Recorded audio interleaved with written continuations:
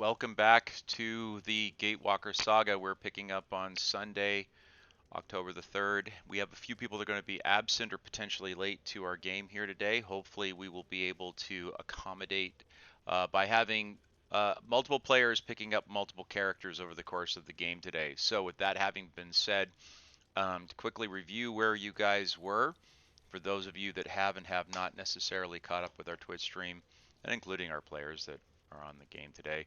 Um, your good friend Sildar was scouting ahead of you guys while you went into the Dragon Barrows to search for the weapon of power to use against the dragon kind.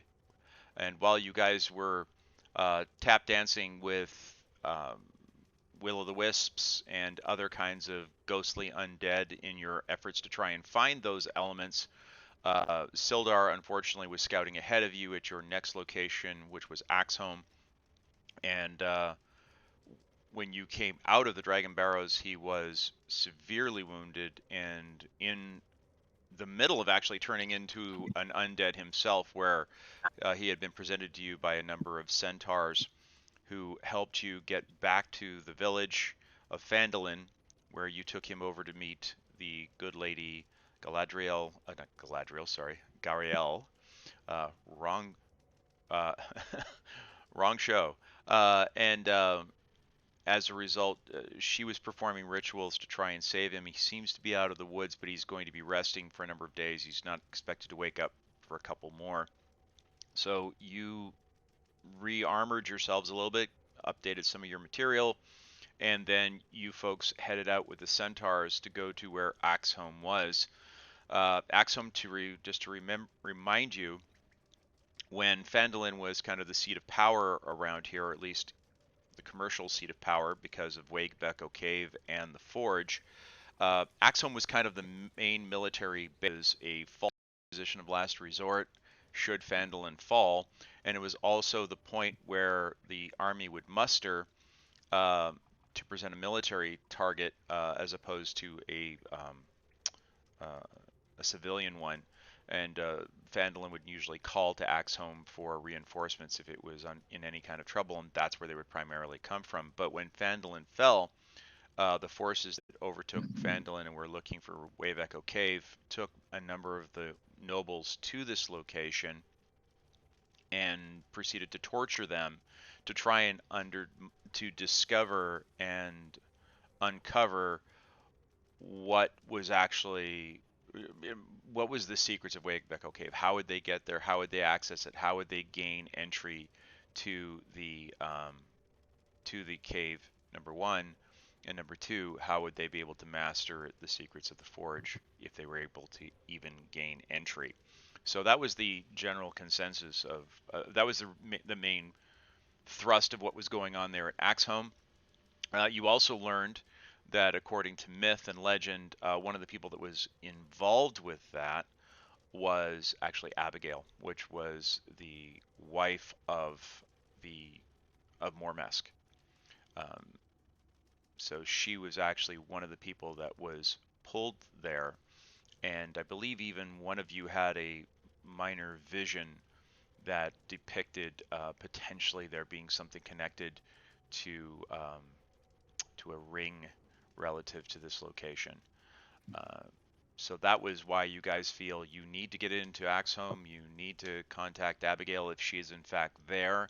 You need to see if she holds the final clue to the puzzle box, so that you can once again make a whole key to go in and proceed to restart the Forge of Spells at Wave Echo Cave. With that having been said, does anybody have any additional questions? Is there anything that anybody is unclear of before we proceed? No, so we're heading to, you said Axon? Axeholm. Axeholm. Axholm. Axeholm. I was like, I haven't heard Axon since like psychology. Yes, no, that's not what this is. Okay, Axeholm. Got it. But thank you for playing. I appreciate the concept, but that's not actually where this particular game was going. And you guys were all standing outside the entrance to Axeholm at the time, and it was sadly uh, morning. Well, it was morning while you guys were there. So from that perspective, there were a few things that you guys could see the outside as you arrived there. The area in front of Axeholm is basically a plateau. Axeholm itself has a wonderful viewpoint. It's very defensible, sheer rock faces all around it, and it faces out to a plateau that gently slopes up towards it with a series of defensible kind of rolling valleys in between. But the plateau itself, which was once at one time probably um, lush grasses where herds of animals that would feed the large army that's in there would normally be housed, unfortunately, um, is now mostly dead. The grass is gray and or yellow and brittle, and it seems to the demarcation line as you were coming out of the forest and you were going along this lush grass, and it was all of a sudden, boom, there was this drop off point where the grass just was dead. You guys have now you're standing at the front of Axeholm, and you're looking at the old face of this rather impressive uh, military base. You're looking down the entranceway. The entranceway itself is about 15 feet across. The stone itself shows marks of many, many battles having taken place. You can't really see much on the inside, but let me take you guys there so you can see where you guys are. Steve, let me know if you've run into any problems relative to being able to get in. Let me know when you No, all I see don't think this. so. Okay, great. So, like I said, it's middle of the day where you folks are out there on the outside of the plateau. But you already pick up a sense of foreboding coming from this location. The the mountainside itself is this dark gray granite, and it looks like this was, I mean, both Druger and Cauldron and Ruger, having been either dwarves in this life or in their former life, they recognize this as very much dwarven construction, very similar to the dwarven ruins you guys saw on the other part of the mountains. Actually, not too far away, about a day's march away from where you are. The the passageway itself is bulwarked on either side. Basically, right here and right here is just sheer stone faces going up about 40 feet high, smooth and seamless stone, like it was cut. It was literally carved out of the side of the mountain. But down in front of you, right about here, uh, is a portcullis. You can see these thick, heavy metal poles that have clearly sunk themselves down into the foundation of stone, coming from the ceiling above all the way down to the ground below, uh, very heavily and deeply anchored into the stone itself. Um, it looks like it hasn't been disturbed for a very goodly long time. And there's really no major features along the way, except occasionally along the sides, the walls, about every 15 to 20 feet. You guys see along the edges of the walls the kind of the portal or the arrow slits in the wall for large weapons of war like ballistas and scorpions, and above you in the ceiling, murder holes for the dropping of iron spikes, and potentially even dropping boiling oil.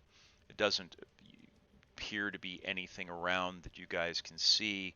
There's no activity that you can sense, although Ruger, when you started using your sense of it all, you started picking up on a very, very, very strong sense of the undead, and it was quite strong, almost to the point where it was beyond your ability to kind of take it. It was like, if it kind of presents itself to you as a smell, and it smells putrid and it smells like rotting meat.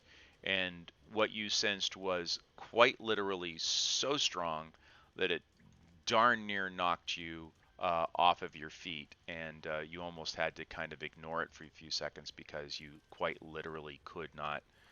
It almost made you puke. It was so strong. So there is clearly a significant amount of undeath or fiend or demon or some combination thereof inside this place. My sense tells me which one is which, so Right. I would So know if there was more than one, which one's there. Yeah. you pick up undead and you do pick up fiend as well. Great. Just because one I was let not the enough. right. I'll let the party know what we're headed for. Now, you had shared that with the party last week, and as a result, in fact, you were picking it up when you guys were approaching from the forest. And based on the fact that you guys had already known that Sildar had run into undead in his activities, and that's the whole reason why he was in the bad state he was in, the clerics had chosen their spells accordingly based on that. So inside of their, I guess, how would you put it, their spell books, their spell list that they had prepared, things like being able to pick up Spiritual Guardian was one of the things that several of the people had picked up and now had prepared in order to use if that was really going to be an issue. All right. Very good. Hey, can Angelina do a protection against good and evil? You can, but it has a very short duration. So you guys had talked about doing that, and so one of the things you had decided to do, first of all, was to cast aid on parts of the party that you could cast that on. So that was number one. And number two, you decided to take Speak with Dead as a spell that you would bring in, which is a necromancy spell, which you're allowed to use. And that's what you would bring in as a counterbalance. So you would not be not everybody in the party would get the benefit of protection from good or evil, but nonetheless, you guys still could cast that if you need to, if you were in great need. But you decided to, because you figured dealing with a lot of undead, that maybe Speak with Dead would be a really cool thing to have. All right. Got it. Okay. Um, so the party had decided that they were going to send Cauldron forward first to take, at least that's where we left off. She was going to inspect for traps heading into the portcullis because, let's face it, there are rather some very large, very nasty looking weapons of war already pointed in your general direction. God only knows if they are completely old or if they're manned in one way, shape, or form. By the way, I'm quickly going to check everybody's hit points because something very odd happened when we applied aid. Everybody's hit points that was cast on dropped down to 10 hit points. So I'm just quickly looking to make sure everybody's good, and everybody is. Don't they get like a few hit points? They do. Their temporary hit points bumped up, and so when that aid spell wears off, which is in 8 hours, we do need to back off everybody's hit point maximum by 5. Just need to keep that in mind as we go along. So once those icons drop, that's where we find ourselves. All right? Well, only if they haven't been used. Precisely. Let's hope that they make it through 8 hours without getting hit. That would be great.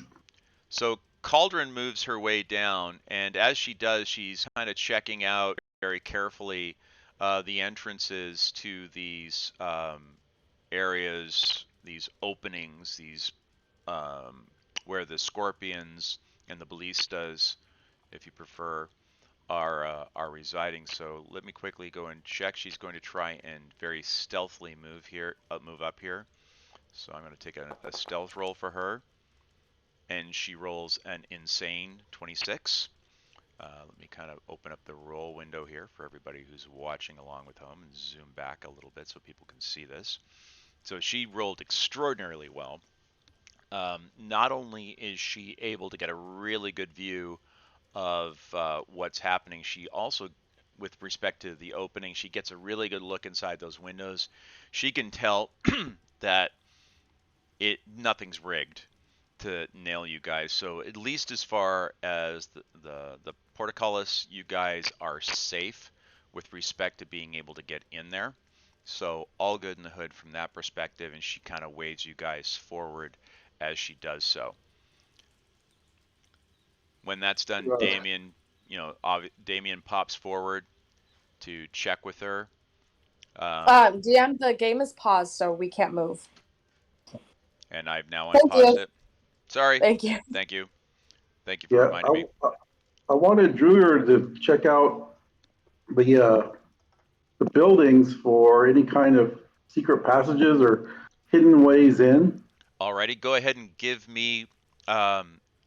He doesn't have a specific skill for that, right? It's not like they had in D&D 1, where it was like a 1d6. I think it might just be perception for. Right. So give me a perception on that. He does get a bonus because of what we're looking for here is relative to his spell. Someone just joined us. Who just joined us? Hello. Hi, Eva. We've been trying to reach you. Oh, sorry. You could have just pinged me. I did. We've been trying to reach you about your car's extended warranty. Sorry, I haven't been checking my phone, and I've been doing homework. Yes. So. Well, your phone was actually in Do Not Disturb mode, so we couldn't even reach you. And it was nearly dead, too, so, well. No worries. We're glad you're here. So we certainly could use your brain. And I was a little confused by the times on the stream.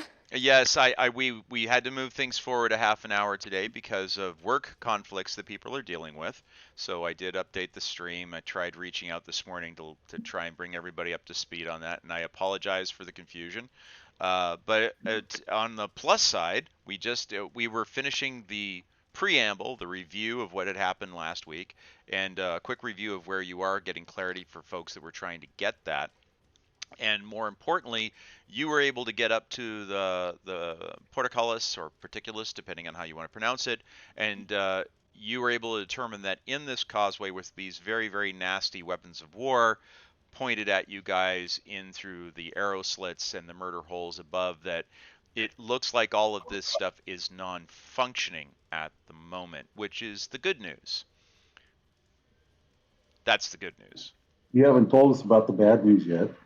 So I couldn't get Druger to move because I don't have any permissions, and I couldn't roll his perception. Okay. Do we need to change something? I will change that right now. I'll give you rights to Druger, so you can do that, because that's right. I've been running him for you. So let me get Druger. Don't let me stop you if you enjoy that. Well, I do enjoy it, but I've got my hands full, so I need to be able to move things around, and I need to have multiple hands. So there you go, Steve. You should be able to move him around now. Perfect. There goes his. Oh, wow. So he manages to roll extremely well. And what he's able to tell is essentially this. At the front area, he recognizes this kind of construction. Very familiar to him. There would not be an opening here, but more importantly, he's warns you to be very, very careful with the particulus, because they were designed to essentially be a time suck. Because there's just no way he could see it. It's these bars are extremely thick. The space between them is very, very narrow, which is unusual. I mean, even if one of you guys was a halfling, you would not be able to fit through the sides. It's just that small. Now, being able to get through this is going to be very, very hard. Quite frankly, if you do it and you do it quietly, it will take a considerable amount of time. However, he also knows that these kinds of constructions on the roof of of the place, which in this case would be the top of this cliff face wall, there would probably be chimneys to allow for all of the different, cook sites, the forges, the cisterns, the privies, all of the inner workings eventually have to vent to the outside.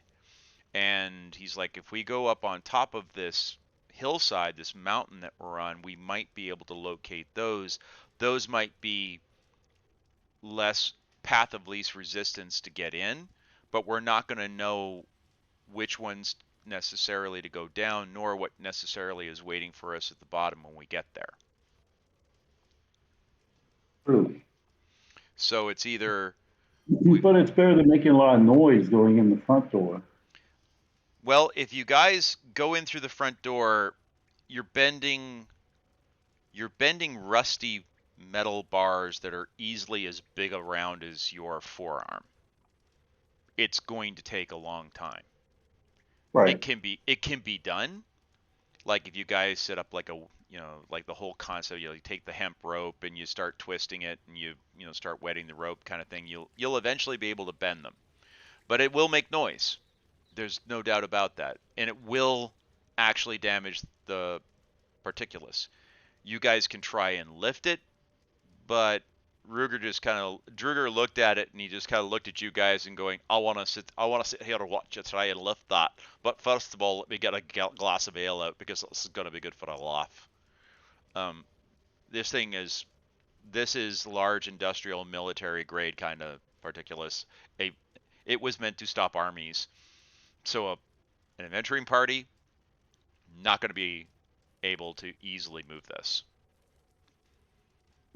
Yeah, I was planning on a different way in. So why don't we go back to the front of the building, try to find a way that goes up to the top, and on our way check for hidden entrances, which probably aren't in the front, but might be along the sides. Okay. What does the party think? I agree. I am not bar bending material. No, that wouldn't exactly be your forte. Let's be honest. So I'm going to move the party here to make things simpler. I'll move you guys back out to the entranceway here.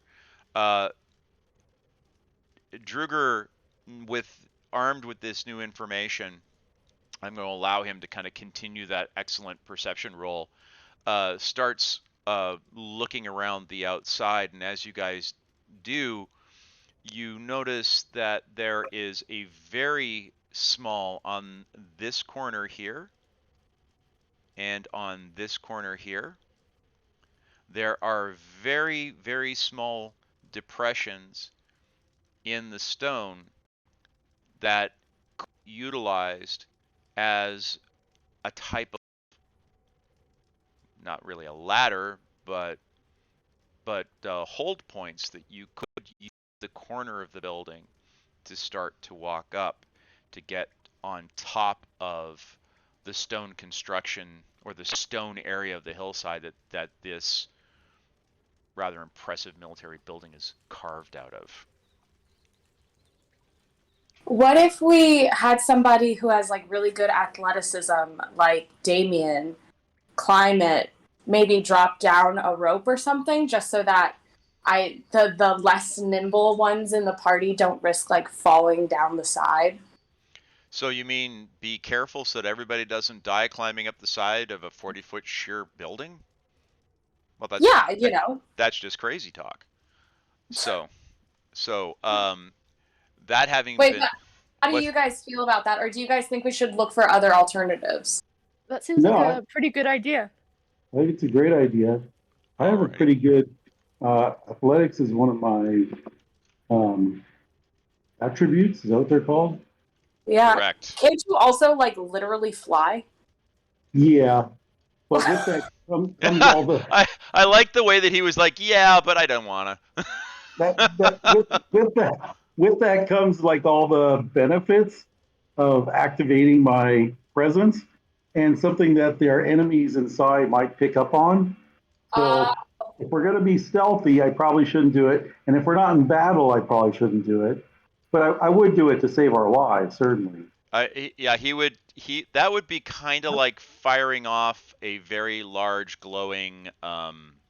Yeah, very. Player, yeah. Yeah, that would be setting off a flare. I've You got a need like plus an 7. incognito mode on Yeah. your guard Incognito decks. mode. I like I that idea. do.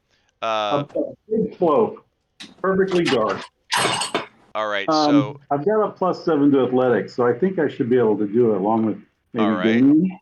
All right. So let me. Yes, you do. So, So let me just kind of build the right content here. Let me just quickly make sure that you guys after what we went through last week, let's make sure that we don't reveal more than we need to with the map because I did fix that. It's just this map is one of those ones where it's really, really easy to accidentally show you guys more than you really should be entitled to see. So we won't do that.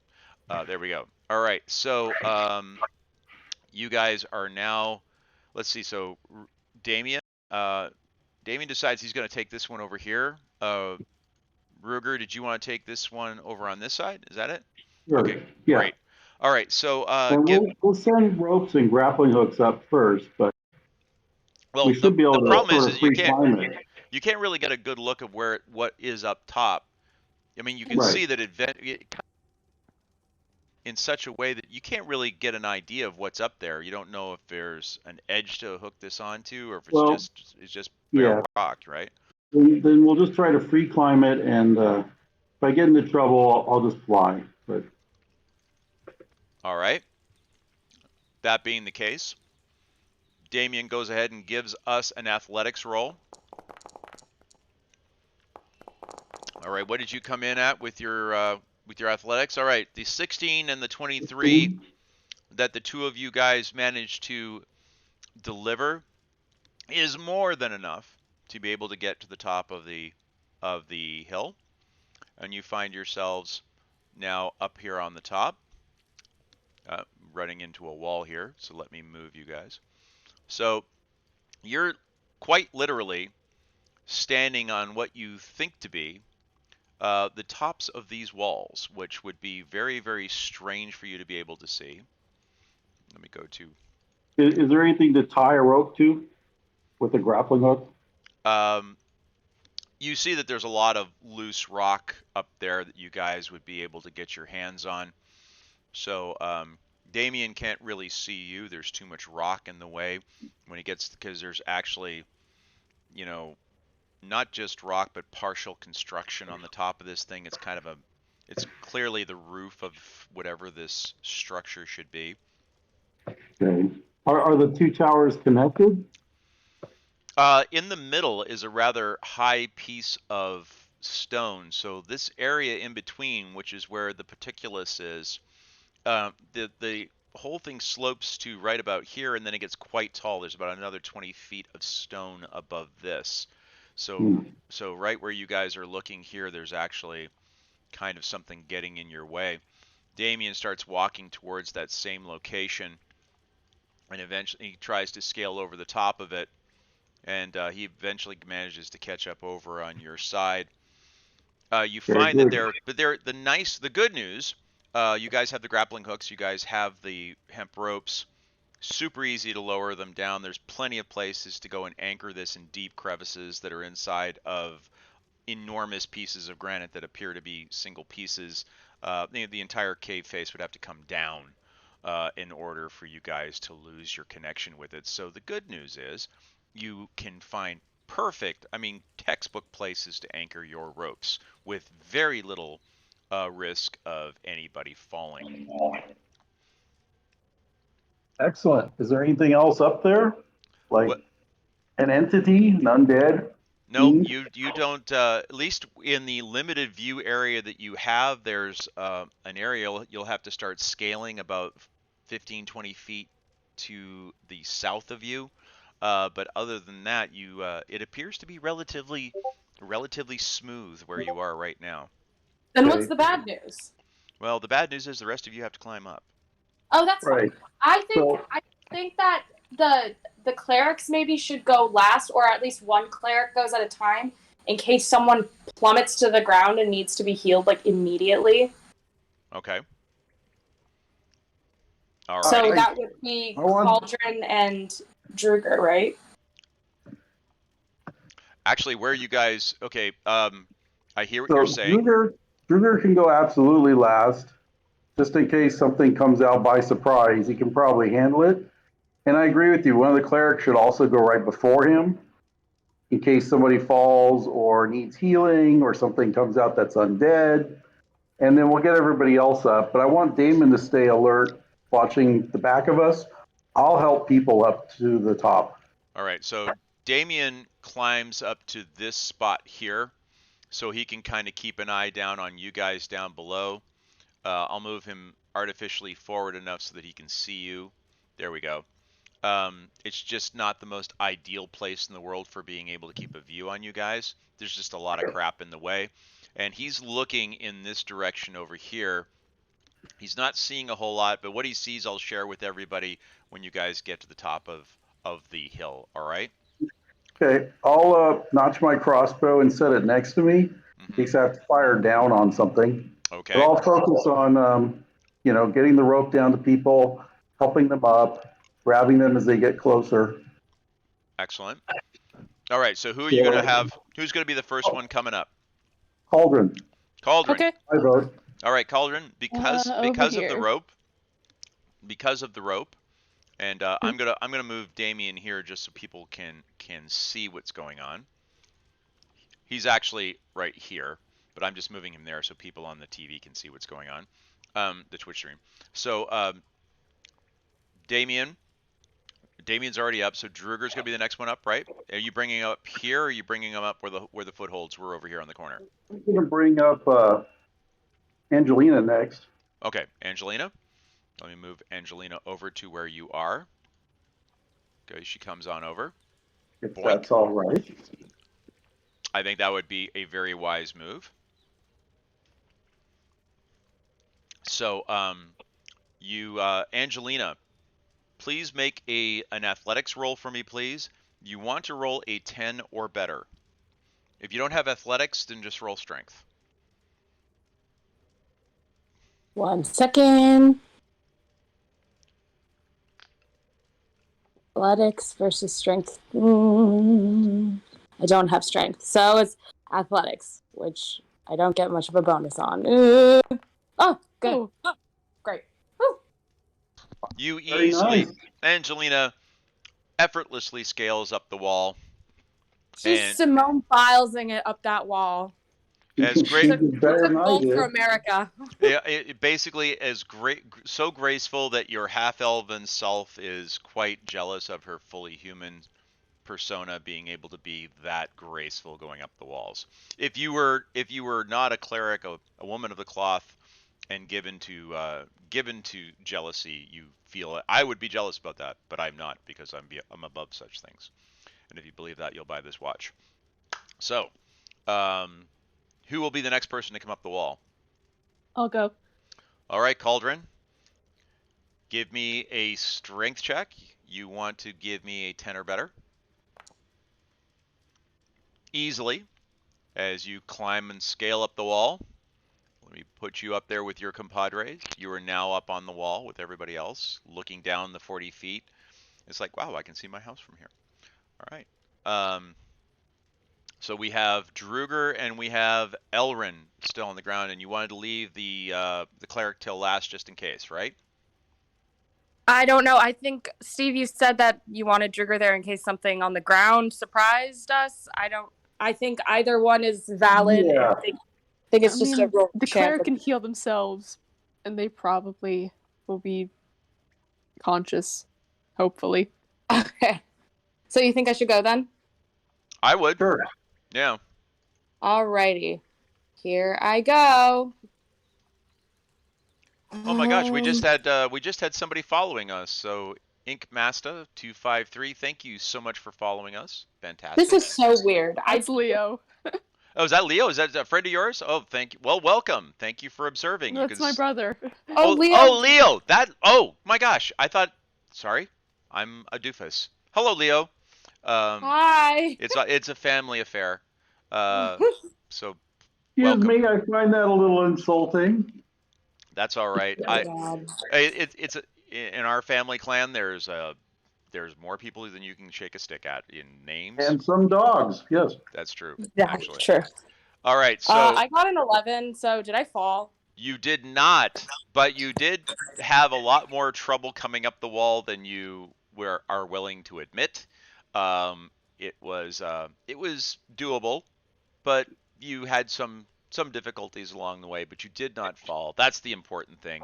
You are now on the top of the wall, next to your compadres, which really at the end of the day, that's all that really matters. Nothing else matters. So there you go.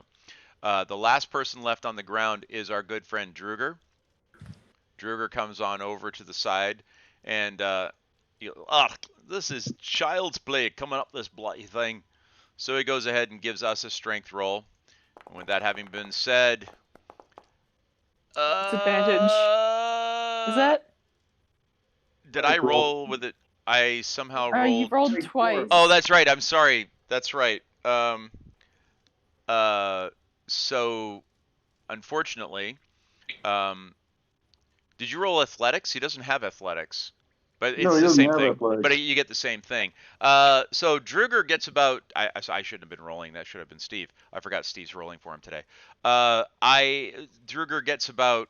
Oh, let's see. It's 40 feet. So Steve, give me a 1d4. He does fall. How far up the wall was he when he fell?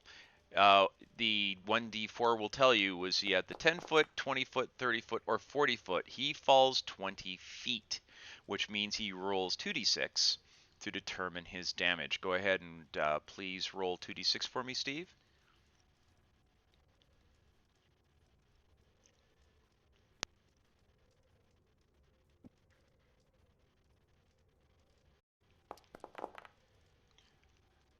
He's clearly managed to hold on to the wall, the rope a little bit as he fell, but he does lose 6 points of health as he falls, sort of half hanging onto the rope, half sliding down the concrete, but he does come down with a curious thud and loses 6 points of health as he does so. Why did he lose 6 points? Sorry, I saw a 1 and a 3. Oh. The first roll was to see how far up he was. I apologize. I thought the second one was a 2d6 roll. Yep, gotcha. So I got to give you 2 points back. So that's 58. Sorry, I thought that was the result. All right, so he takes a little bit of damage, but what's more hurt than anything else is his dwarven pride. As he lands on the ground, he goes, we dwarves are natural diggers. We're lost on climbing. So go ahead and try again as he tries to come back up the wall. He didn't, fortunately. Let's do a strength roll. And this time, he comes flying up the wall this time, hand over hand as he comes up the wall, and everybody is now high up top. And actually where you guys are is actually, now that you're all up here, you're actually in a slightly different spot. Where you actually are is over here. So let me bring you guys over. Whee! There you are. So this is where you guys are. You're up here in this area. So this is where the rooftop actually is. So you guys are a little bit higher up there. Let me just give this a little bit of a wiggle. There we go. It's not lining up the way I would like it to, but that's okay because these things happen. Let's do this. You're not great at climbing, but you're pretty bad at falling. Yeah, well, you know. We're going to have to find a way down for you into the fortress. Exactly. I'm getting drawing. Let me get rid of that. Just get rid of this. Oops. Nope, that's not what I wanted to do. That's what I wanted to do. Was do that. There we go. I'm getting a weird shadow underneath you guys. That's fine. But you guys are now on the top of the building, and what you basically see in front of you is just a lot of broken brick and stone and sparse little bits of plant life. But as you're looking around, you see right here, you see a small circle of brick on this side, and you see another small circle of brick kind of in the same depth from coming from this front wall in the rooftop over there. So you can see two what look like somewhat crumbling, ill ill maintained, because clearly no one has for a very long time, tops of what would have been dwarven chimneys up on that part of the construct. Okay. Cauldron, Druger, you want to take a look? Yeah, let me try Sure. and Damien, you want to stay vigilant with them?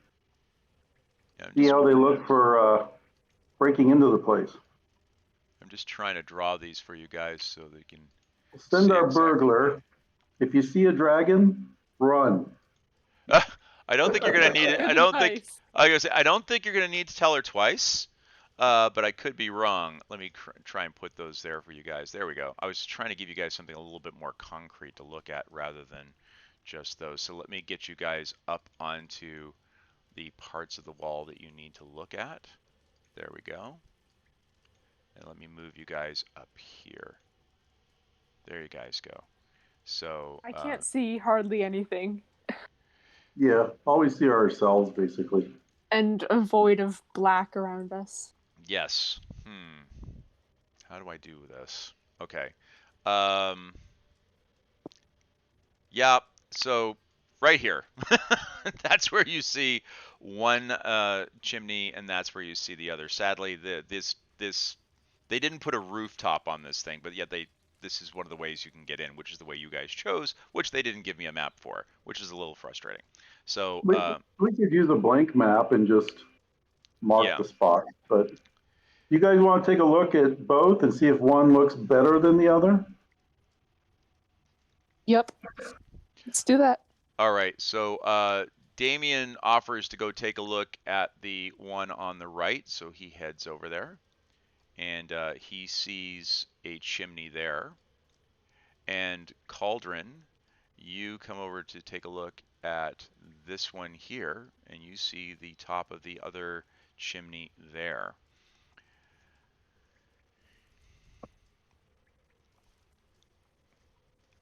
Do me a favor, roll a perception roll for me, please.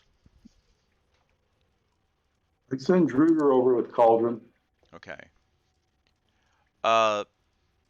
Because of the rather poor state of repair of the chimney itself, you can't even really get a good view of how far down it goes. Dwarven chimneys do not go straight up and down, obviously, because that would just be a welcome invitation for rain and other things.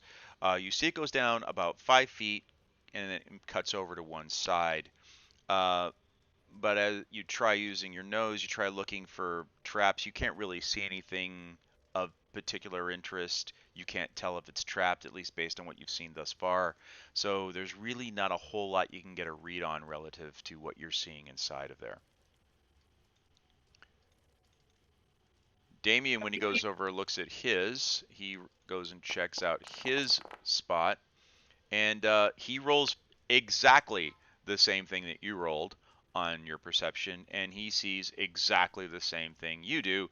It goes down about 5 feet, cuts over to one side. Doesn't look like anything's in the parts that he can see, but he can't really smell anything, can't see anything, he can't hear anything. Okay, why don't you guys swap and see if you can see anything? And Druger could check out both and see which one might lead somewhere hospitable.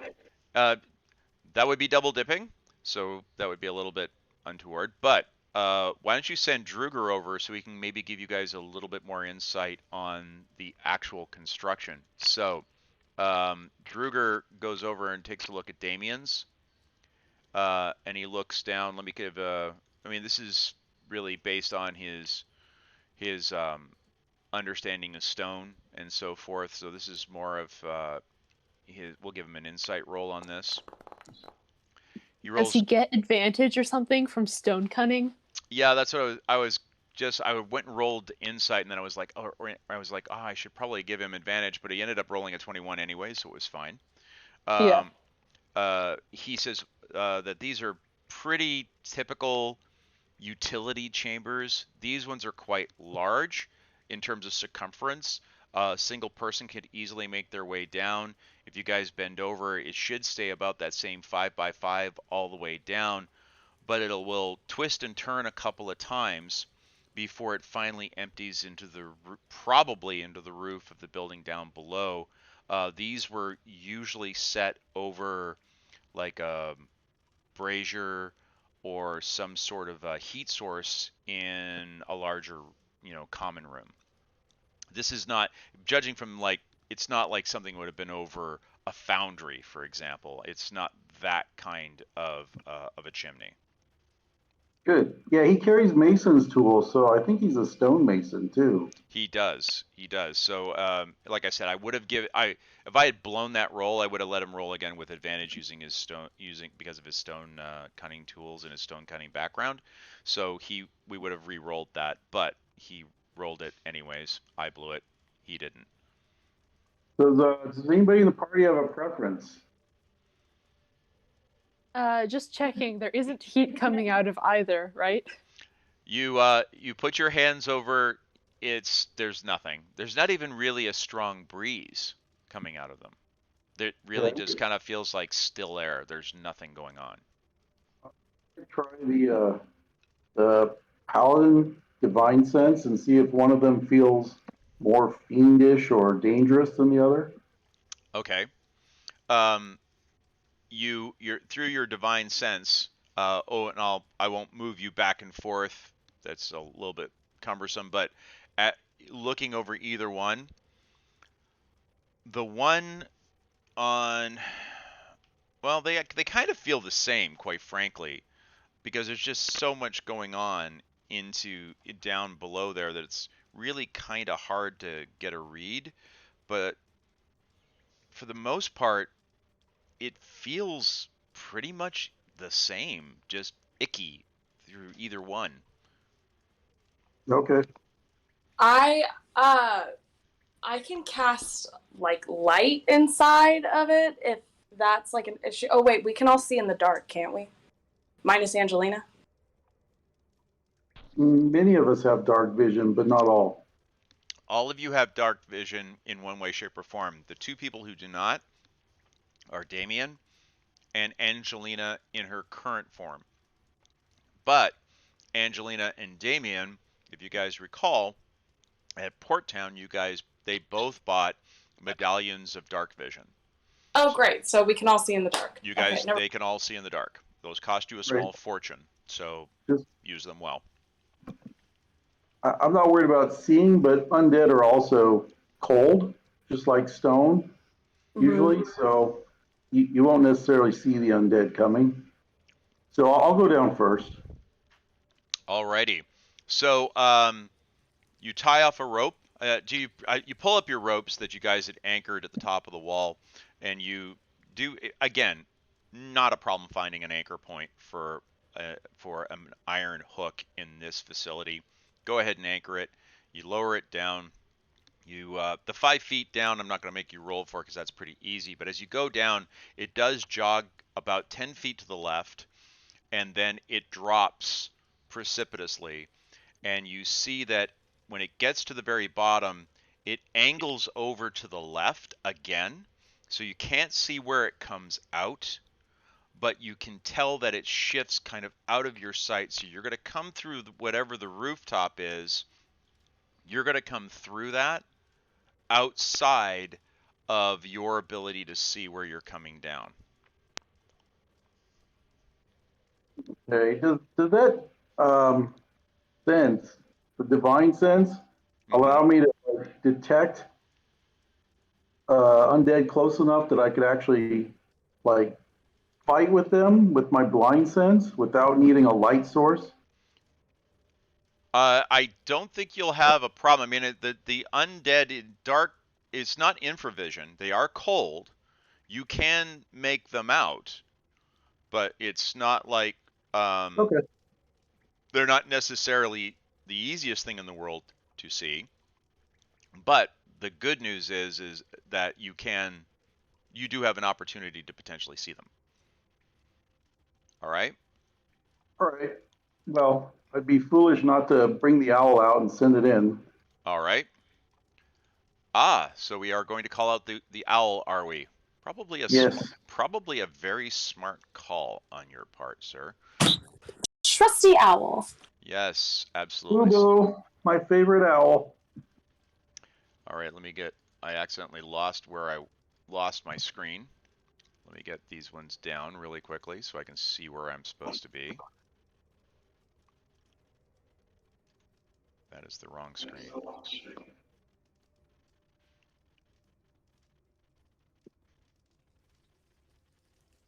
Oh, I see what I did. I lost my game screen. I was reading something. Oh, there we go. So, here comes your owl. Ruger's owl comes out onto the game floor.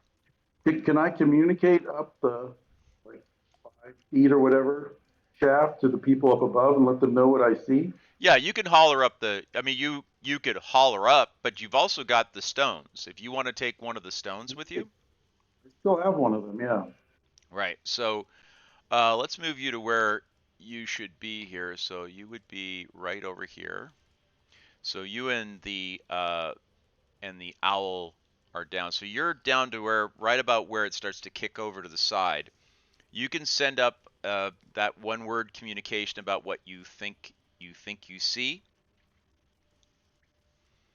Okay, so where do I send the owl? I'm not really sure what. Well, Is the door where I'm headed to? So now here's the problem. You have dark vision.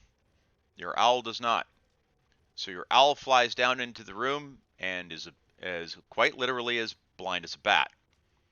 He flies down into a room. You hear him flying around, but he can't see anything because it's as black as night. Okay, so I just whisper through the stone, going in. All right. So here we go, folks. So we are quickly going to go and switch from where we are now into the inner workings of Axeholm. I'm so scared. I need to put you guys here for a second while I figure out how to get you into this map.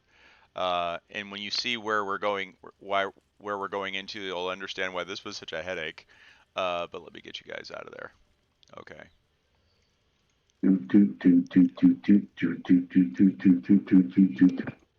Yes, there's a little bit to be afraid of. Be afraid. Be very afraid here. So, hold on. The Jaws music. Oh, for God's You sake. can see. Yes. I don't know why. Let's do this. No, we can't anymore. Yes. Okay, we didn't see the bad guys, which is, seeing a bunch of dead space is not really that frightening. Yeah. Or that informative. Yeah, the worst is when we catch a glimpse and we're like, oh, great. All right. Yeah, hordes of undead ahead. So here's what I'm going to do so that I can prepare this map because the game is working against me. I'm going to make you guys sit here for a brief moment. I'm going to send you guys here so that I can prepare this map properly because I didn't expect you guys to go up to the roof and it was a little harder to prepare that than I was expecting. So let me go in and get this ready for you. Here we go. All right. Sometimes I wish we'd kept that loot. That could have been really handy. At least a lot of fun. From a game, from a role-playing perspective, those things can be a lot of fun. Right. But from a combat perspective, I think you guys made the right call in the sense that you wanted a little bit more to play with there, which I launched the loot. I launched the loot at the man's head. Okay. Mine are 13th, and it just drives him insane. Yes, exactly. All right, there we go. I'm getting. It literally sounds like I untoned my loot. It's no longer in tune. It's discordant. All right. What's new Pussycat on loop? All right, let me get you into where you're supposed to be. So. I just keep playing the girl from Ipanema over and over and over and over and over. That's how we're going to win the game. Should have kept that damn loot. Bore them to death. We're going to bore them to death. We're gonna bore them to get. Okay, I don't take that as being a smack on me as a DM at all. No, No. that was a continuation of my joke about playing the girl from Ipanema over and And over over and and over over. and Yes, over. I get it. All right, so hell on. Let me We're get just gonna everybody. we're gonna put them to sleep with Muzak. Yeah, exactly. Muzak. All right. So yeah, apologies, guys. Just having to figure out how to keep this thing from gaming the system on me. So, um, there we go. So I've got you guys where you should be, and in fact,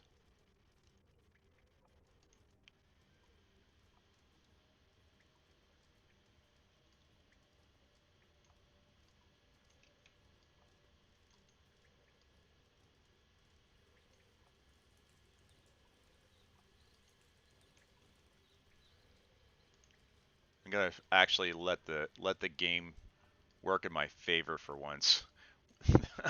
There we go. All right. So I'm going to bring you guys back to Axeholm now. My apologies for having to do that. I just could not figure out how to stop that from happening. So you guys are now, Well, that's dark. it should be, and then we have to do this. There we go. All right. So everybody is at the top that you see on the left-hand side. You guys are there. By the way, the person who's probably freaking out the most right now is most likely going to be Cauldron, because with her being basically a fire elemental and part of a genie, not the genie, Nasi? thank you. You see things Or wait, you or see things in terms of pretty, red color, which is whatever. yes. You're part of your history is fire elemental, and you see things in red, which has got to be disturbing, because this is already spooky enough as it is. So, Ruger, you come down the chimney, and you are in fact over. It comes over a large fireplace in what looks like to be an old barracks room. There's a number of pieces of furniture in here, but most of it's burned and broken and shattered and just an absolute mess. There's really, I mean, if there's anything of value in there, holy smoke, it doesn't look like it really belongs in there. But you know, it it looks like many years ago someone probably ransacked this room looking for anything of value, and that's kind of where you find yourself right now. Your owl, you see kind of like a moth banging into the corner wall. He unfortunately can't see anything. You see him there sort of banging his way into the corners. Now, Okay, I leave the rope so that we can climb back out this way rather than trying to get out through the portcullis. okay, are you going to call the rest of the folks down now, or what's the scoop? I speak into the stone and say clear. Awesome. All right, so everybody, uh, first of all, Damien, we're gonna, Al has dark vision. yeah, the owl's not supposed to have dark vision. Unless I gave it to him accidentally. He shouldn't have it. It's in the normal owl stat block. Really? That is like a biology fact. Well, hold on. I apologize, because I was Let me- actually let me- I was participating in a very heated argument online in one of the discords yesterday how owls couldn't see in the dark because they didn't have dark vision. So I just assumed that was correct. Interesting. Are we going by biology or are we going by D&D rules? I don't know. Well, we're gonna go by biology, so we'll give this guy back his vision. Well, yeah, biologically, I'd have to say they don't. They hear in the dark. They don't see in the dark. Yeah. They hunt by hearing, but they can see. Oh. They do have like low light vision. They can see in super low light because they have those huge irises. But they need to have some light. That was the whole argument that took place. That makes sense. But they need to have Yeah. some light in order for there to be amplification. If it's complete darkness, which you have here, no bueno. I mean, No I joy. can just cast a light spell if you guys want light down here. It's Well, what you could do is you could cast light on something that you give to the owl so he can fly around with a light source. why don't I just cast light on the owl? Why He not? could be the light source. Why not? Go for it. Yay! Very good. He is Awesome. his own lamp. Light the way, owl. All right, so Damien offers to come down last this time. Cauldron, why don't you go first? Give me a roll. You need Yeah. to roll an 8 or better because you don't want to fall. But go ahead and give me a roll. Of what? Strength, by the way. It's asking for a saving throw for the owl. Can I just ignore that, or he just wants to throw it? Well, technically you shouldn't, but we're gonna allow it because he's your Well, I familiar. mean, We'll let it happen. Yeah, he can throw the saving throw. Right. So let me. He's now glowing. So Yay! yes, he's now actually casting light, which would be 30 feet of bright light and 60 feet of dim light. So let's do that. And you can see in the low light beyond that. Yes, you can indeed. So there we go. So he actually has very, very long vision now. Oh crap. Blinding me. Yeah, that's a little bit much. Let's turn that down. Oh my god. Nova. Yeah, that was a little more intense than I My think cloak hood over the owl. Yeah, I think that was way more intense than any of us were expecting. Eyes roll back in the back of his head. He Yeah, starts seriously. chanting. It's the end of the realm as we know it. It's so funny because this used to be so easy to do, and they updated it, and now it's so hard to do. But anyhow, Cauldron. That's a 3. Okay, Cauldron. Roll Could I 6-sided. roll? Okay, never mind. What would you want to roll? Do you want to try rolling? I was gonna- roll a dex to keep yourself from falling. Yeah. Okay, I want you to roll a dex roll to see if you can catch yourself from falling. You need to be able to roll a 12 or better. Because it's not the biggest tunnel in the world, so it's not like it's that hard. Is that a save or doesn't matter? It doesn't matter. Either way. Either way, that's mega high. You managed to do it. You managed to catch yourself. You catch your breath. You stop panting, and then you proceed to get down the into the room, and you find yourself now sitting next to our good friend in the room, and you're a little bit spooked by that. You're sitting there going, "Holy crap! I almost fell," type of thing. But fortunately you're alive. You're all in one piece now. So next person coming down, Angelina. Alrighty. All right, give me a strength roll, please.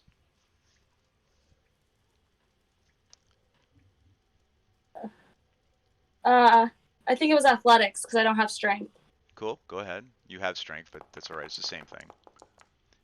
All right, she manages to make it down without falling either. So Angelina comes tumbling out of the fireplace, a little bit sooty, but there she is. She's down there with everybody else as well. Next, Druger. Let's bring Druger down, not at the last this time. So Steve, go ahead, give me a strength roll on Druger. Okay. Cauldron, can you look over the room for traps and check the doors and see what you hear? Sure. Is this a door? That is a fireplace. Ah. That's a fireplace. That's where we came out. All right. He easily makes it down this time, determined not to fall again. To try and maintain some semblance of dwarvenly pride, he steps out of the fireplace. It was like piece of cake. All right, Elrin, you're up now. Go ahead and give me a roll, please. All right. Roll on your strength. You want to roll an 8 or better. You gotta show Angelina up. Yes. You're a half elf. Ah, there we go. Oh, the elven side kicks in. Yes, and when you get competitive, and down you come, and you're there next to your sister in faith, and the last person to come down will be Damien.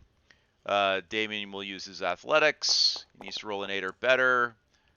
He comes down and does a somersault as he comes out the end of the fireplace because he's Damien and he has to make an entrance. All right. So everybody is down in the room now. Cauldron, Yes. give me a perception. Tell me how you'd like to run this. Do you want to use? You've got your your tool set, obviously. So if you would be so kind as to please give me a perception roll. I'm sorry, what? Give me a perception roll. Okay.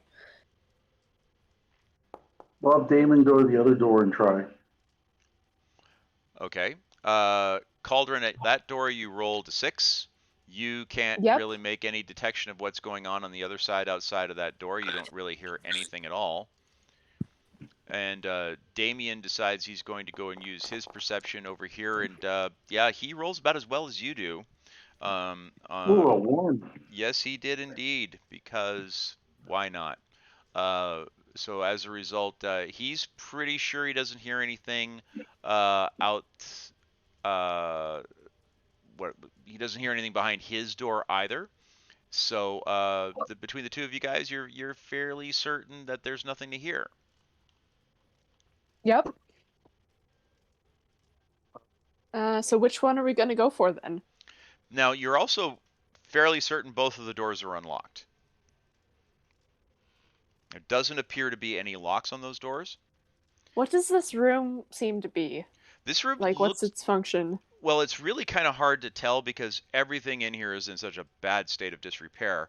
But it looks like it may have been like a small barracks for like a personal guard.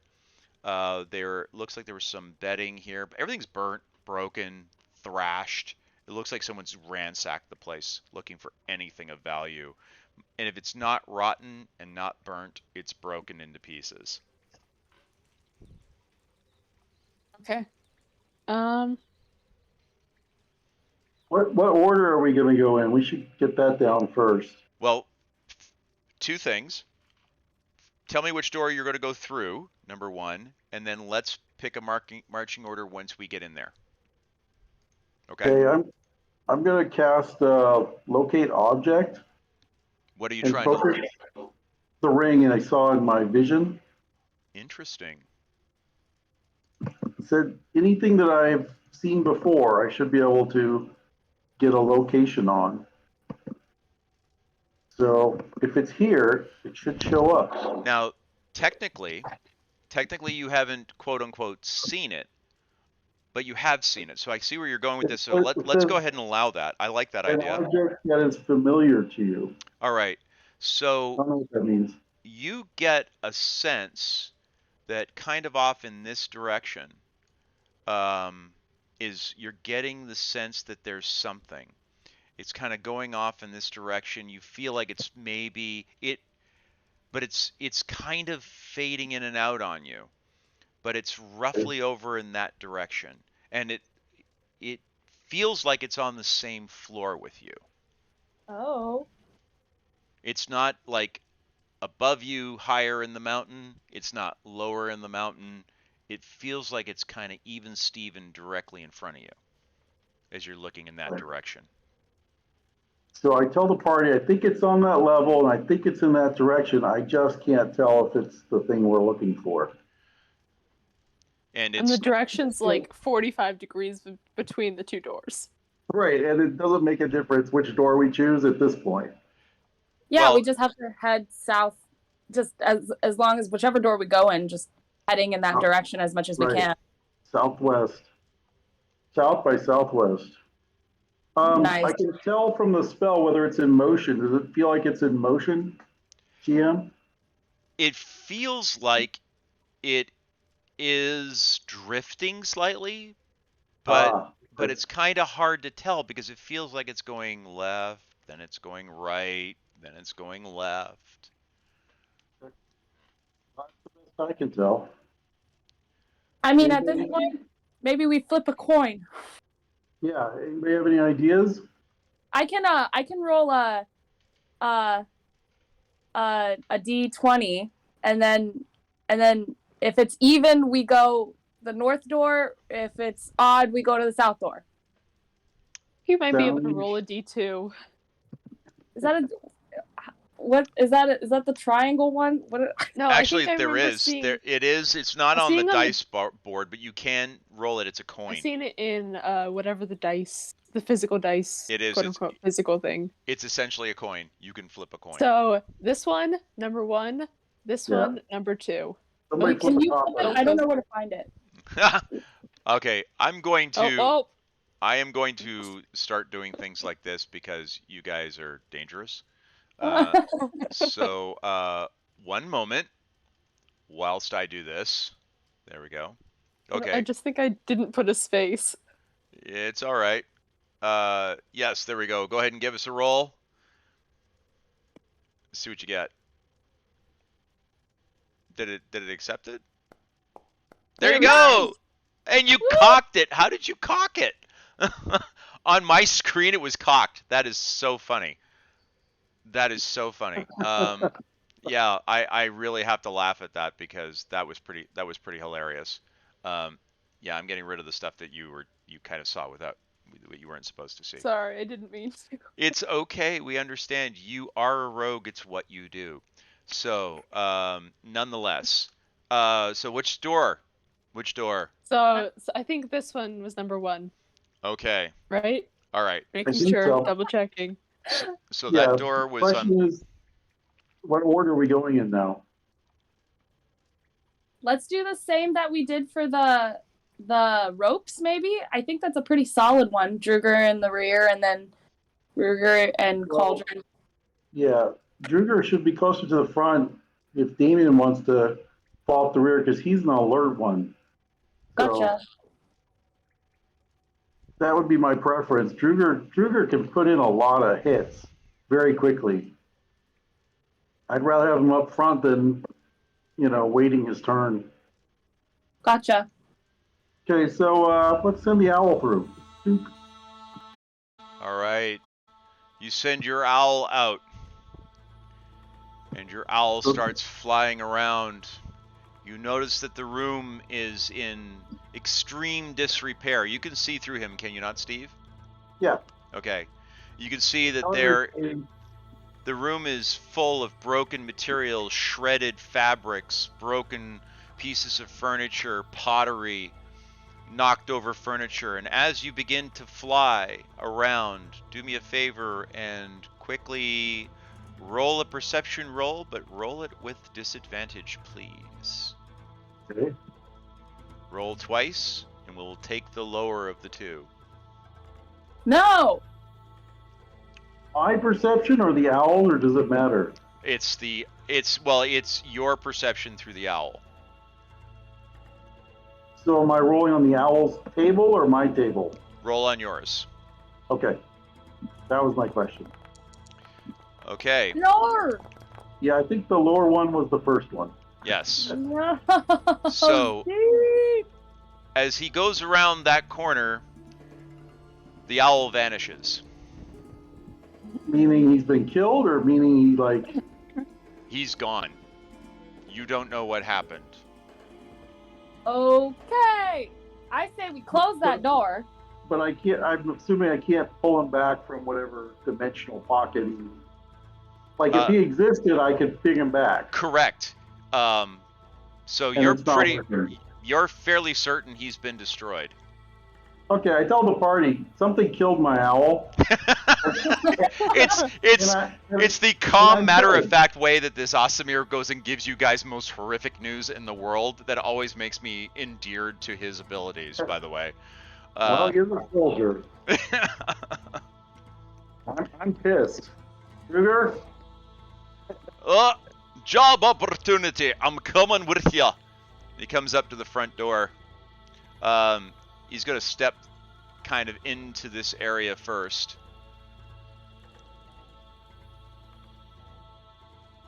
Okay, so any ideas of you want to cast your protection spells now? Maybe I should use protection from evil and good on a few people. Yep.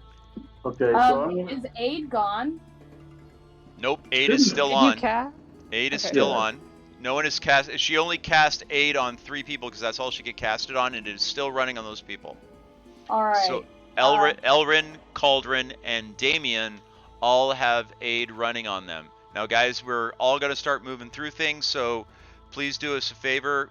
Pick a marching order, and that way let me move you guys through so that you guys don't wander off and, we have a big mess here. But let me know where you guys are going, and we'll get you guys through this. All right? All right, I just Okay. did protection against good and evil. Awesome. So that is now running. What did you do it on? Ooh.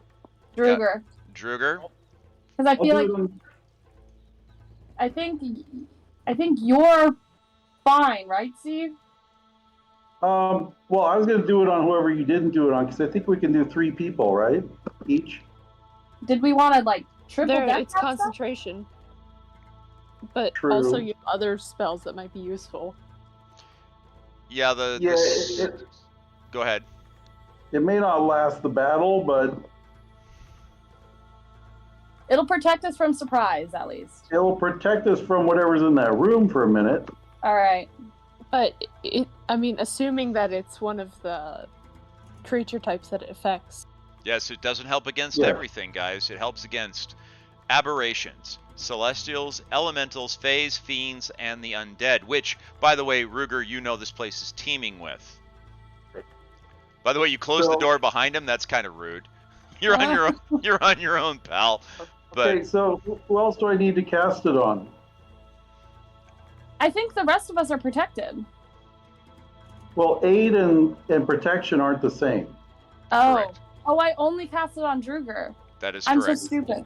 I'm so stupid! I want to cast it on Okay, I'm going to cast this on Cauldron and Druger Okay. because he's already taken damage, and Damien, so he can get in up front with the rest of us. All right. Hang on, let me cast. Huh? I thought it was only one target. Was it a single target spell? Protection from good, evil and good? Yeah, that's one person. Okay, so Druger's got it on him. Yep. I'll cast it on Cauldron. Does that sound good? to you, Yeah, Cauldron? sure. I think Cauldron could always use with a little bit of a boost. Yeah, that way you can get in behind him without worrying too much.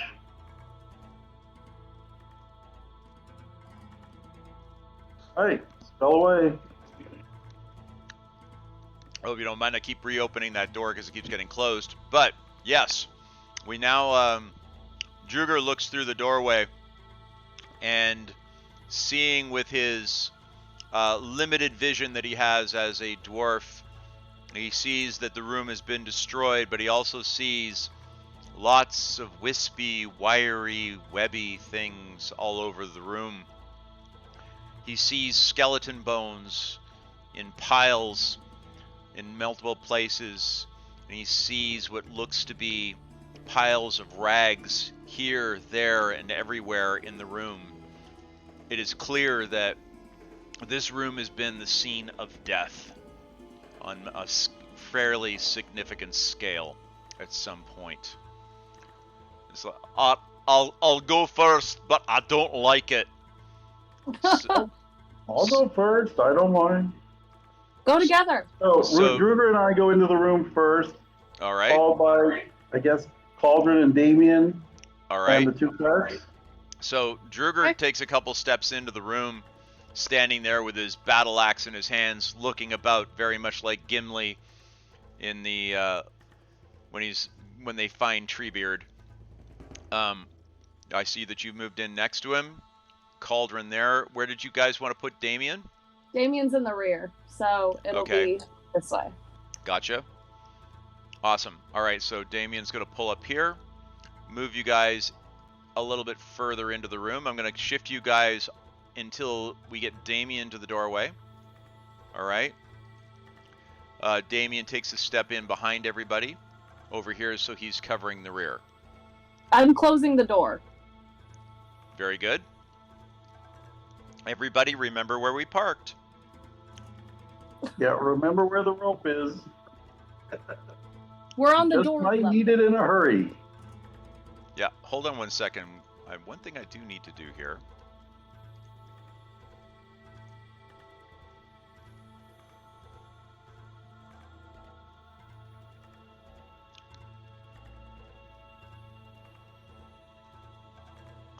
I see.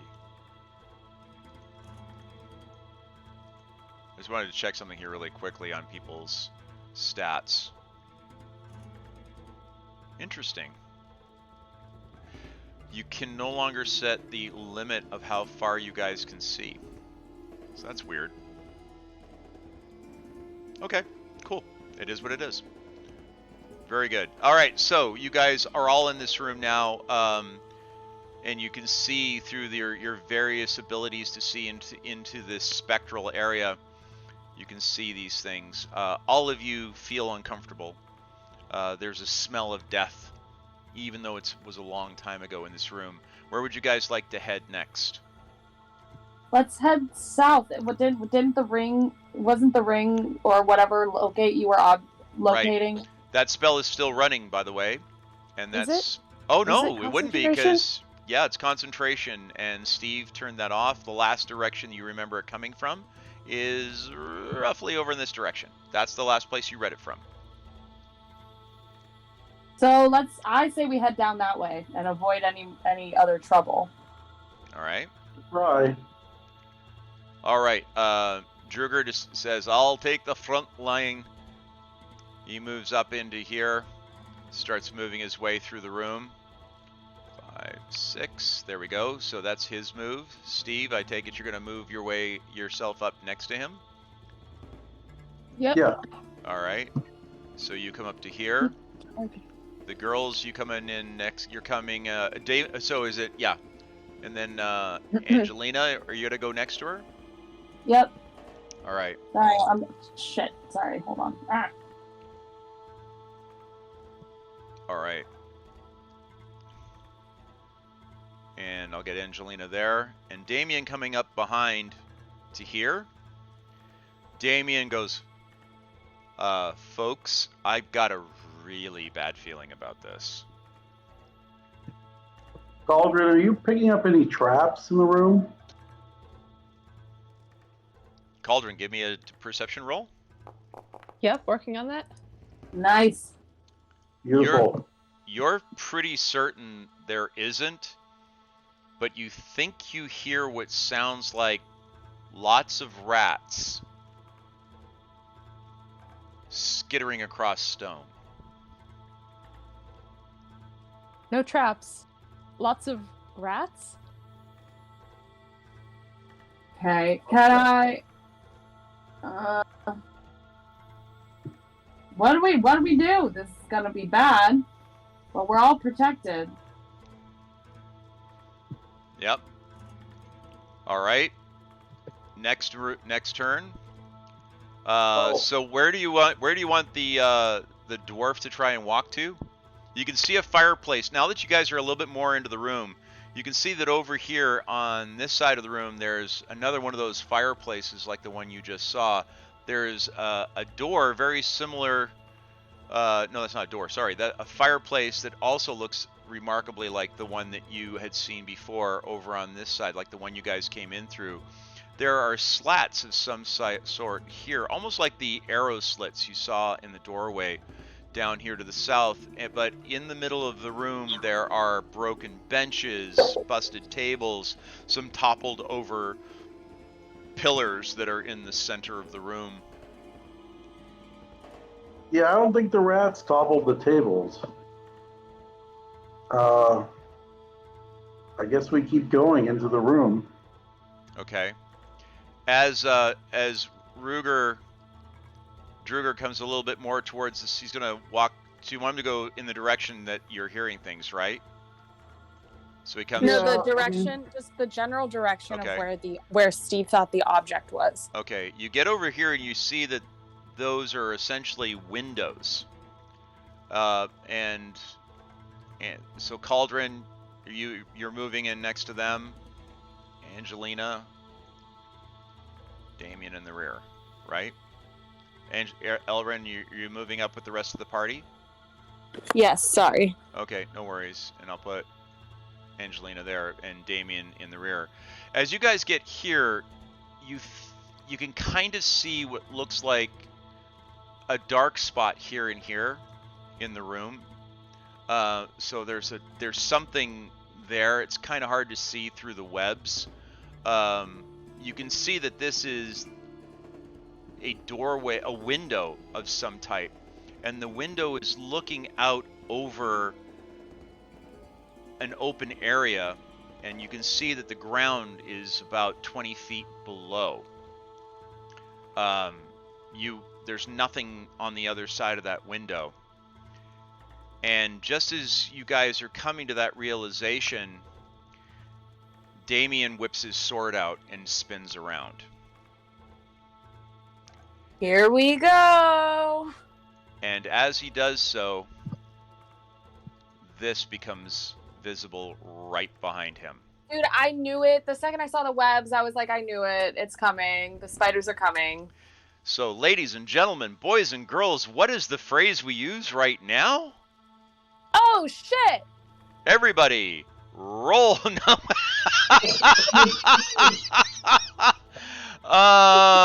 The other phrase that we use right now, which is roll for initiative.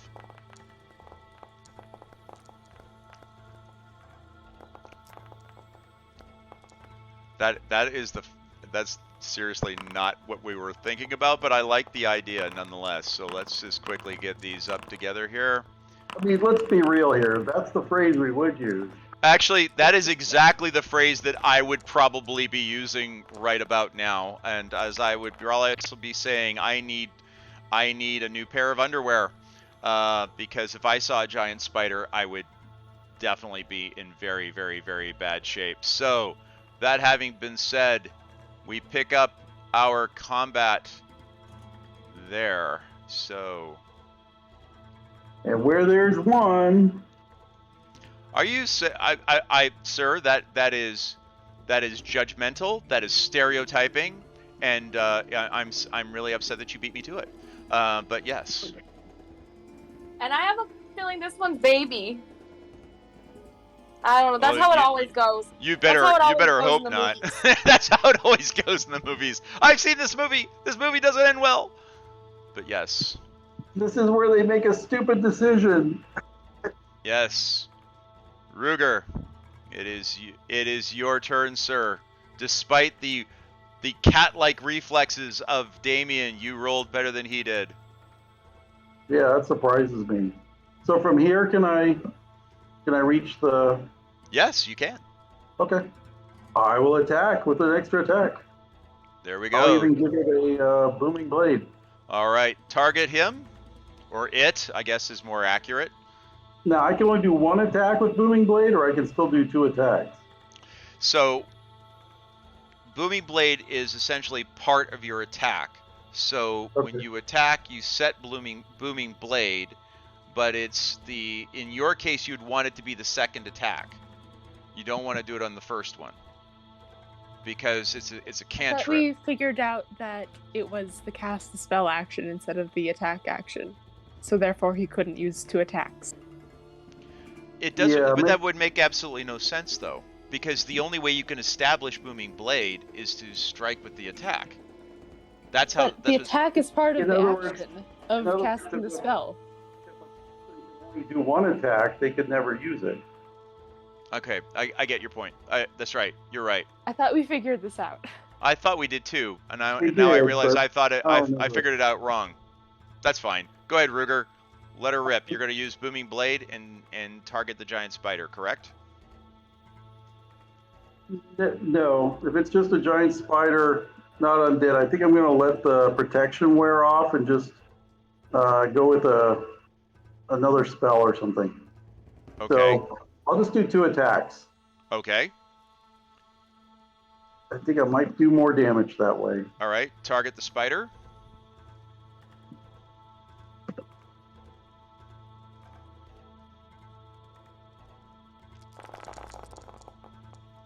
So that's the first attack.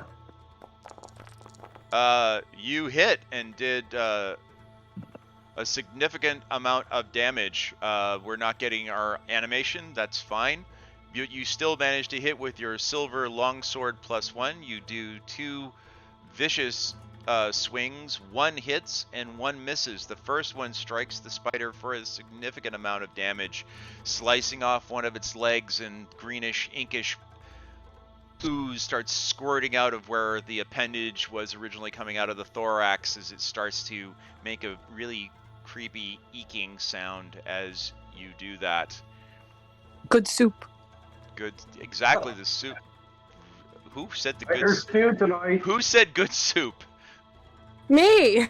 That's like really creepy and so wrong, but yeah, It's an pretty Adam accurate. Driver meme. Whatever. It's There we fine. go. I'm working at an older audience. It's fine. That's absolutely right. And I want to see the original meme. you want to see the original meme? It's All just right. Adam Driver in a diner, and he's just sipping on some soup, and he goes, "Good soup."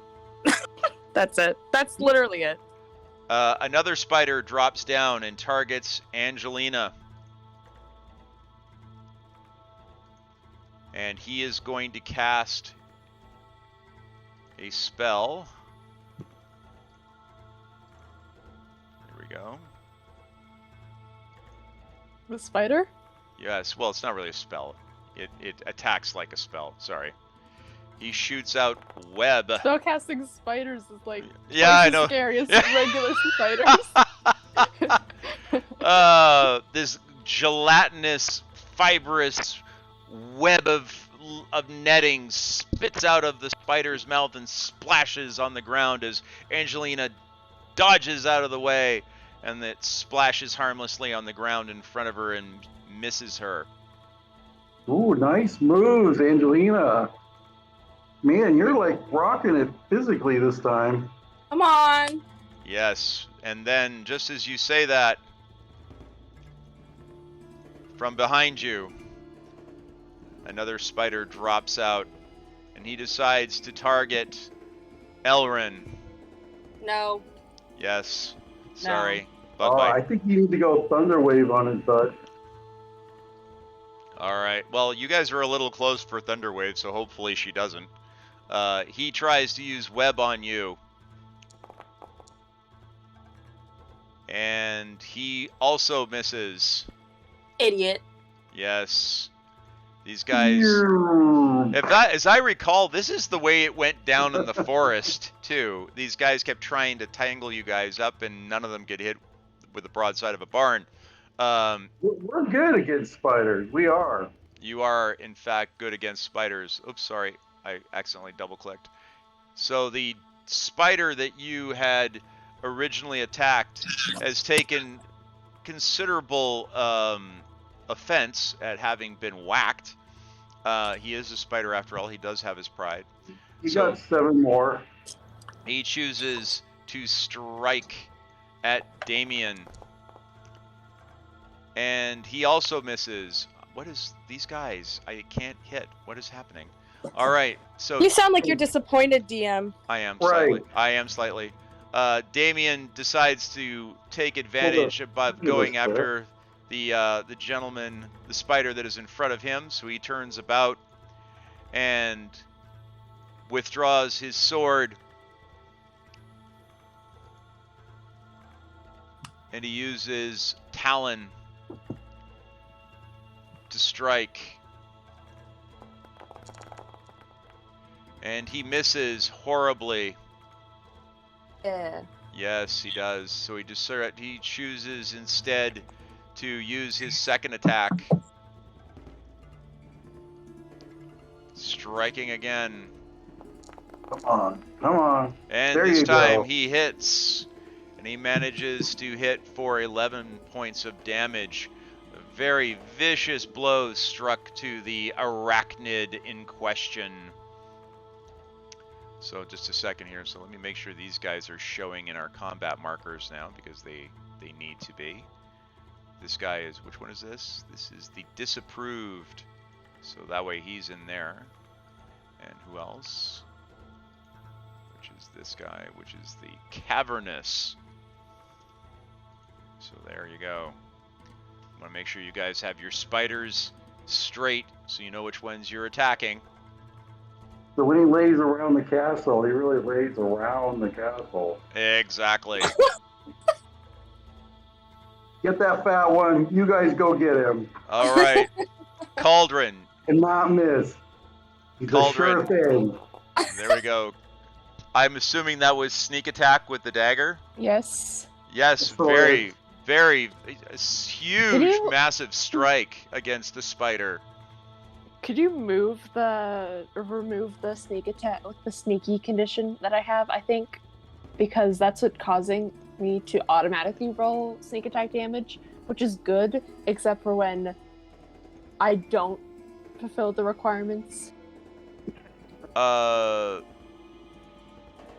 so it should only come active when you ask for it. There must be a macro you're doing because it's not effective.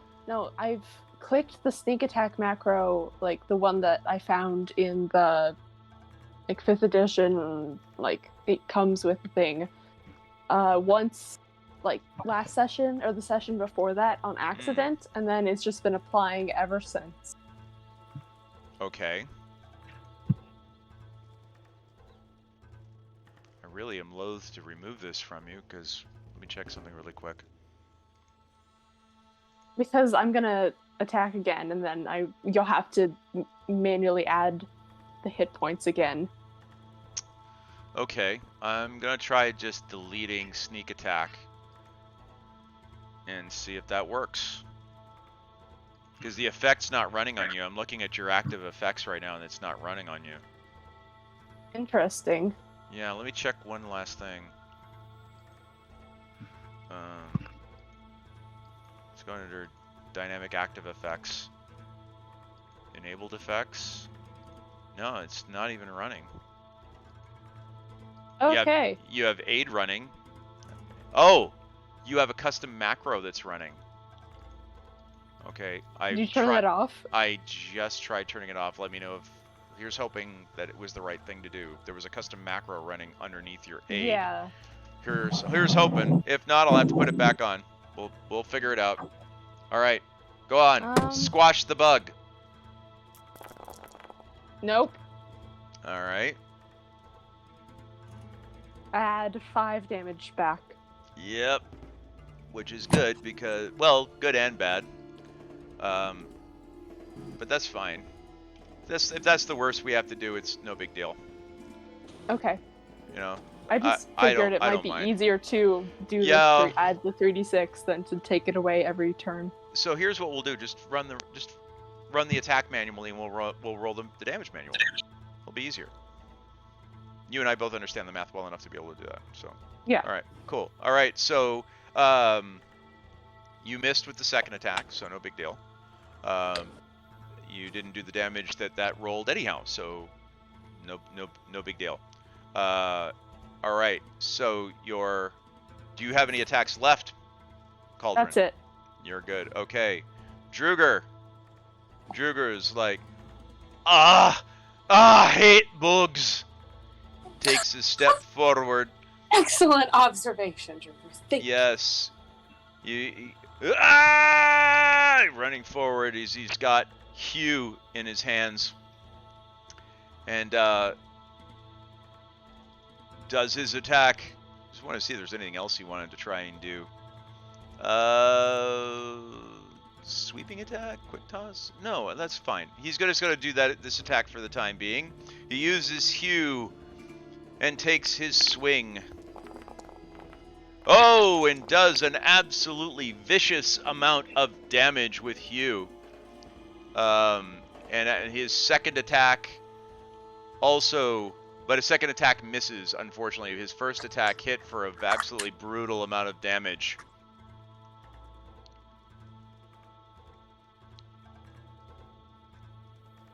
All right.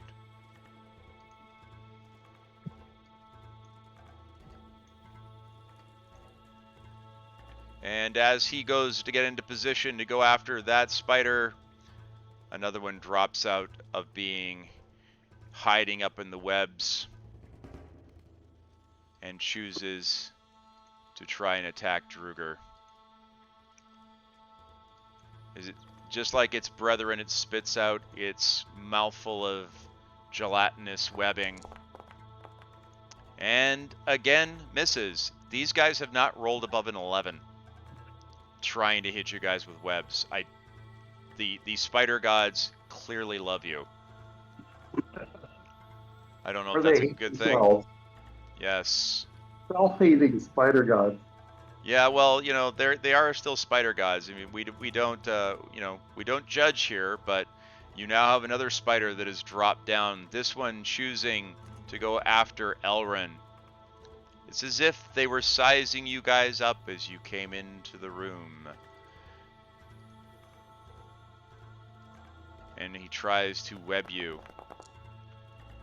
And also misses. This is nuts. Okay.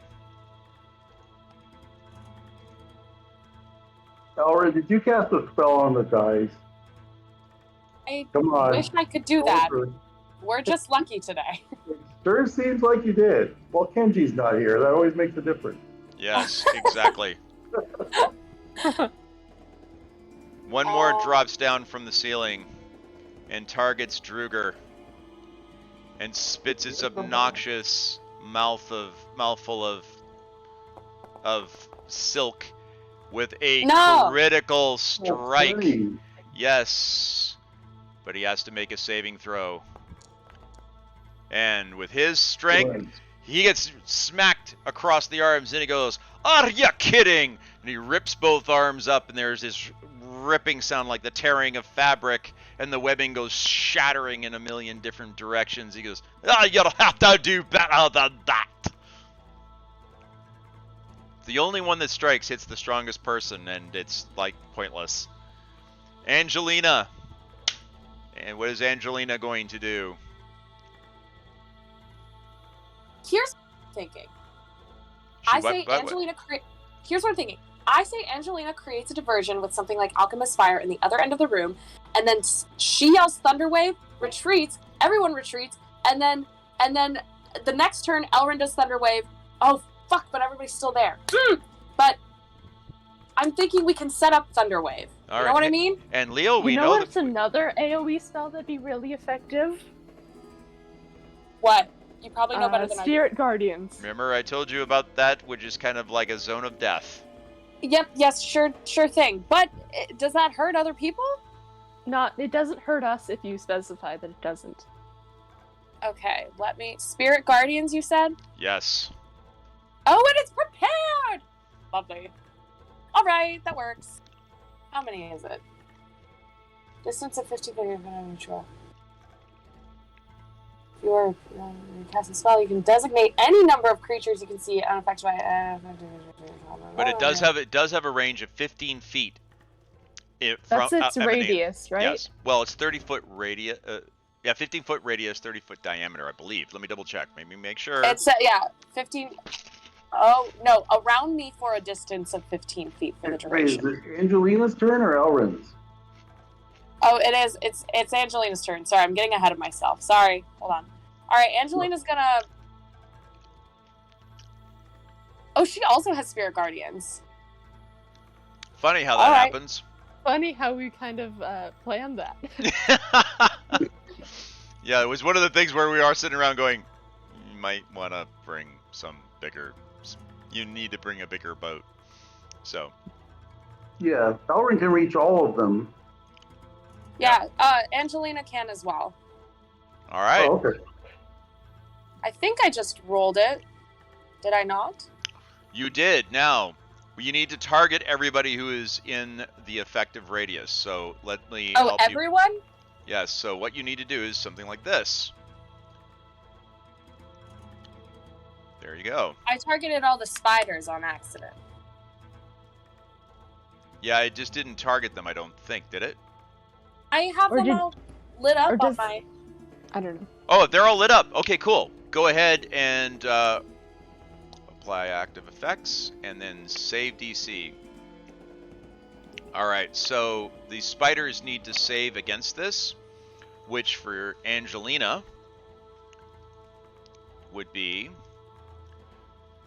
3 plus her wisdom bonus, 3 to 8. which is 3, so damage. that would be 6 plus 8, 14. They would need to be able to roll save a 14.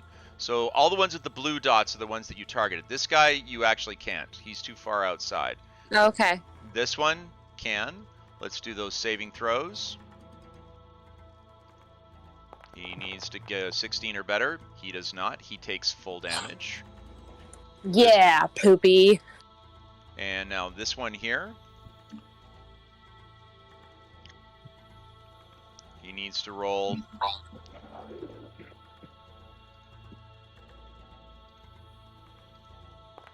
$16 or better. Nope. The one right here. He webbed himself. There we go. Yeah. Yes, exactly. Oh, the dad jokes. Oh, they're here. Oh, but this one manages to save. He only takes half damage. But that's okay because That's this okay. happens every round. This is the gift that keeps on giving. This will be running for an hour, if I'm not I mistaken. thought it was 10 minutes, but yes. Oh, that's right. 10 minutes, which is 100 rounds, roughly, right? Because a minute is 10. Yeah. Yes, 100 rounds. Doing the math in my head. 14. No dice. He's also taking full damage. And this guy here.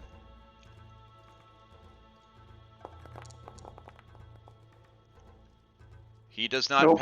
Nope. So the only one. And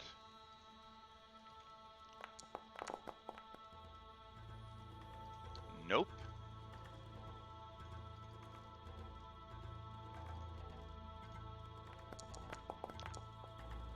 All right. So, do me a favor. You need to roll damage. Which For the is sake of simplicity, this was rolled at regular speed, which means you will roll 3d8. And this will be radiant damage, because of the kind of person you are. Ooh, eight- nice. 18 points of damage. So no mercy. that, I mean, seriously, this is why let's see, who is this one? I like this new toy. Yes, you will, because this spider is dead.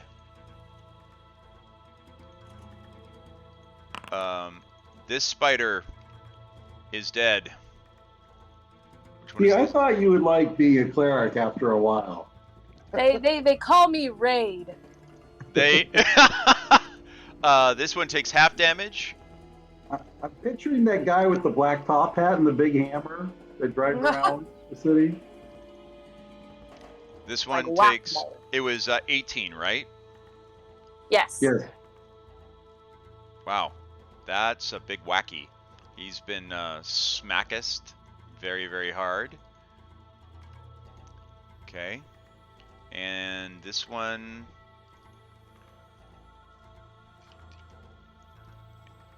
And that one takes half damage, which,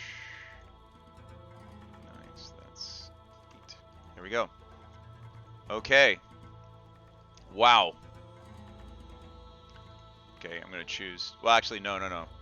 I'm leaving the template up for the time being. I'm gonna let Angelina claim it for 10 minutes. It'll go away shortly. Sorry, I clicked the wrong timing on it, but we'll fix it. All right, Elrin. I hope you're hungry for dessert, cause we're doing it again. Serve it to Uh, him. Yeah, that kind of turns everything around you into puree. It's basically like you are the living blender. All right. Well, we're going. Wait. So should I do Spirit Guardians again? Does that work like that, or is she working on that? Now, I'm gonna check with my local rules expert, but there's nothing that says you can't have two people casting it and it overlying, because it's two different sources, right? That makes sense, yeah. And there should be no reason why you can't. All right. Jury is in. No, verdict is in. Whatever. I haven't gone to jury duty yet. Here we go. Be thankful. I'm doing it Oh Monday. wait, is he in my range? 15 feet. He just barely is. Yep. So And you can also move toward them once you...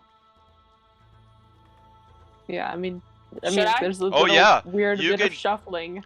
You can move towards them. Move You can in yank the them. range to get them. You yeah. can yank them towards you with a whip. So people can push them into the zone. If it hits, they're doomed. They're All getting right, smacked. can I take, I'm gonna step over here. Oh, I can't. But I'm gonna step as far over, can I run down, like to in front of this guy here, right here? Well, don't run because that would negate your ability to cast a spell. Okay, I will calmly saunter over there. Yes. Um, All right. Target everything that is. Let me move the template for you so that you can actually do that. So let me move that on top of you.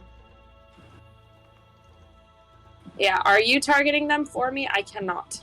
All of a sudden. Okay, I will do it for you. I hope y'all act like apple pie, cause dessert is served. All good already? All right. Go ahead and cast your spell. Fire in the hole. Probably not a bad statement right about now.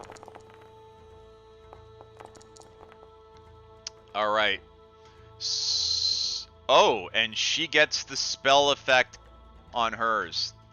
So hers is actually cast, and you actually see the wonderful effects of the spirit guardians flying around and slamming. Think you're your own portable ghosts, like at the end of Indiana Jones and the Raiders of the Lost Ark. That's essentially what you're doing. Now, fortunately, it also gave me at least some of them to cast their saving throws. You did 18, just like your sis, you did 18 points of damage, but your saving throw is much lower. So, no. Yes, this is the difference between being the different kinds of stats you guys have. So he needs to do a 14 or better. Nope. He needs to do, which one was that? Is that the padded one? Nope, this is this guy. Okay, cool. Wow, I suck with these rolls for these guys. I'm getting these guys killed. This is all my fault. That was our Whose side are you on? I'm on the side of the narrative. You want them to kill us before we get to the treasure? No. I'm just rolling so badly they're dying because I suck. He didn't either, and his actually got rolled. So none of them made their saving throw, so all of them take 18 points of damage, which is fairly significant because this guy here, the non-inclusive, because we don't support these guys being exclusive. He's dead. He's dead.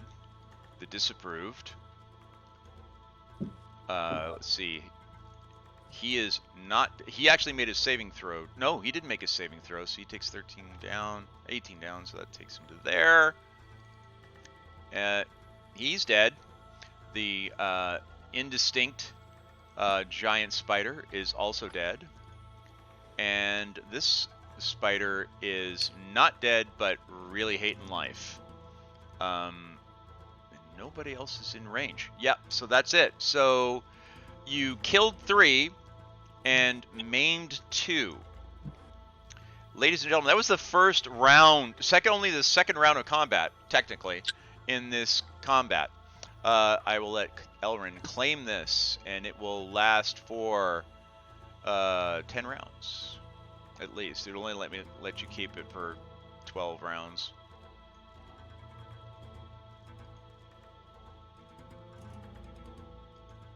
Okay, there we go.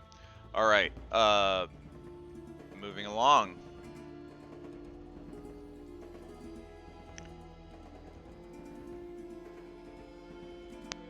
Wow, he's gonna have to do it. So he goes, here we go.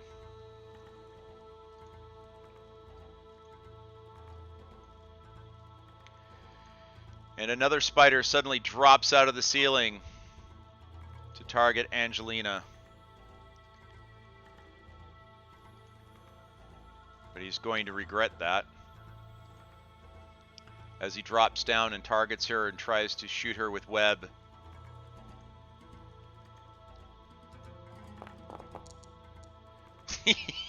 He misses horribly. Okay. All right. So he misses.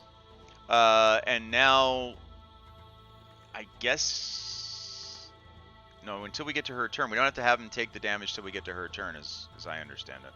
So, all right, Ruger. Let's go have at him. All right, go ahead.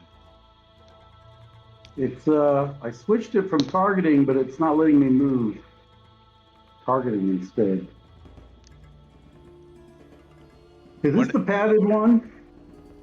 The padded one is right here. Low. This guy right. Okay, right I'll let Ginger handle the padded guy. Yeah, this guy here is he is the excruciating giant spider. I'll show him excruciating. There you go. He doesn't know excruciating. Oh my goodness.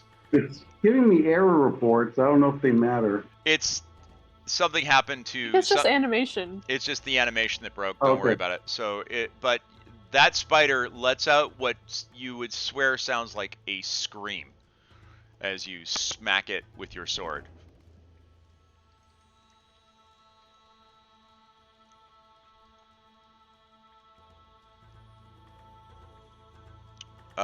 Yeah. He's actually... Is there a place to show? Is this the 7 is the total damage? The 7 is the total damage that you managed to deliver. That is correct. Huh. So I rolled like a 3 for both of them? Correct. Okay. Just trying to see if I could see the calculation. If you click on it, it should open it up. You rolled a 2 on a 1d8. Gotcha. Now I see it. Thank you. Okay. Cool. And then you got your bonus of 4 + 1, and that gave you, that's where you get your 7 from. All right. Gotcha. Damien is getting frustrated because things are dying faster than he can kill them, and that's kind of not what he signed up for. So Damien goes and decides he's going to... so effective. Yes. He takes his longsword and he strikes at the spider in front of him, and he manages to hit and does 8 points of slashing damage against the spider. He takes a half step forward, and takes a second swing with his second attack. And he hits again, but does minimal damage this time. But the spider is now oozing green pus out of the cracks in his chitinous armor. Cauldron, you're up. I think I will attack this dude who's right next to me. The one directly behind you. That is the padded guy. Now this time, I'm assuming it is sneak attack, as he is engaged with somebody else. And you do a magnificent strike with your dagger. And you manage to do 20 points of damage as you inject the spider with your blade and crack open its soft underbelly. And its green and yellow parts drop onto the floor in front of you. The padded giant spider is no more. And he lands with a curious thud. And I'm gonna move up here and try to see if I can kill this dude. No sneak attack. Yes. So remove 10 damage from that. It doesn't matter. He only had 7 left. So that was plenty to go and take this guy down. So you run over, slash one. You hear a high-pitched squeal as the guts of one spider land on the ground. She dashes over to the other side and repeats it. And you hear another high-pitched scream as the spider collapses to the ground and all of its legs go up in the air and start to twitch. I'll do, pig. That'll do, pig. That'll do. The giggling giant spider is now dead. Man, you guys are fast. Druger's like, stop dying and let me kill you! So he runs forward to try and get get a strike at one of the remaining spiders. Targets and uses Hue.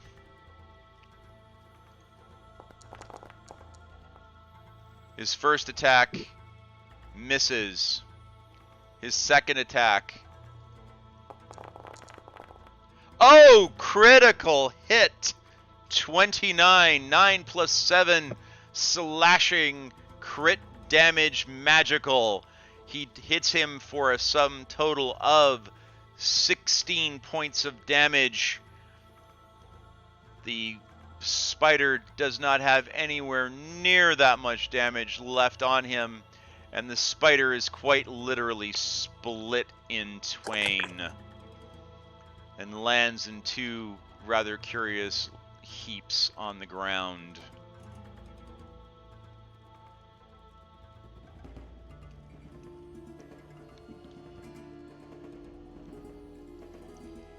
Angelina's spell. Let me do a quick check here. Concentrating, right? Oh yeah, it just keeps on going, and So I can't do any other attack, right? well, if you did, you would have to break the. If Stop you could do another concentrating. attack, it's fine. Just don't cast another spell that would cause you to break concentration. There's very few spells that wouldn't. So if you cast another spell, then that spell ends, which you probably don't want to do. So No. my advice would be don't. Not to metagame, but not. But No, I'm not trying to do that. You hear what sounds like a high-pitched scream come from the ceiling, and then all of a sudden, a spider drops from the ceiling dead in front of you guys, directly over there. And then you hear a scream from over, I guess it would be right here, in this direction, as another spider suddenly becomes visible to you in the webbing, as he has crawled into the danger zone relative to your web attack. Oh no, your pardon me, your spirit. Thank you, Spirit Guardian attack. Elrin, is he's how far away is he from you? One second, let me just check something. I think he should actually be in your realm, in your zone. Yes, he is. So let's him do saving throw. He misses the saving throw. Ninako, roll damage against him, please. 3d8. 3. You do 15 points of damage to this spider, and this spider suddenly shrieks out in horror as multiple spirits blast into its chitinous skin, cracking it open like an egg as green ooze falls out of it and gurgles forward from its pincers in its mouth.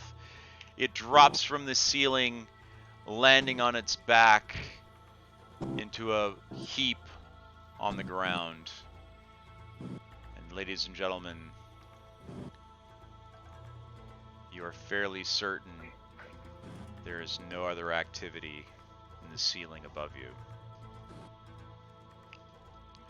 Taking a break. And with that having been said, I think everyone would like to take a bio break. So folks, we're taking 5.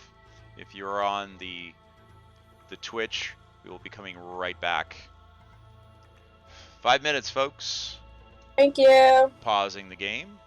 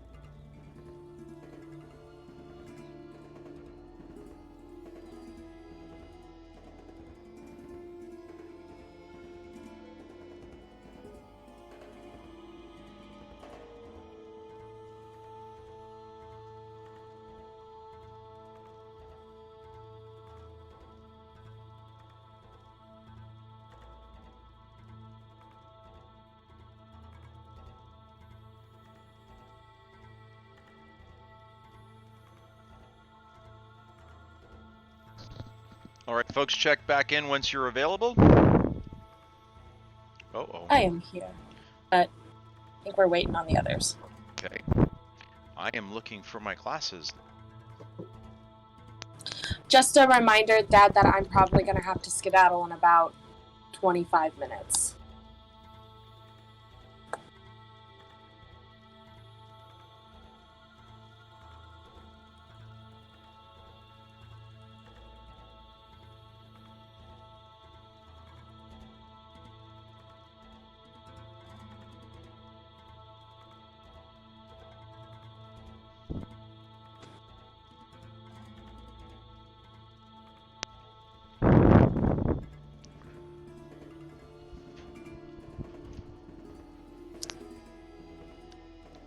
I think my microphone may be right in my breathing angle right now. Let me turn this. It sure is. Sorry about that. Dad, just a reminder that I have to skedaddle in about 25 minutes.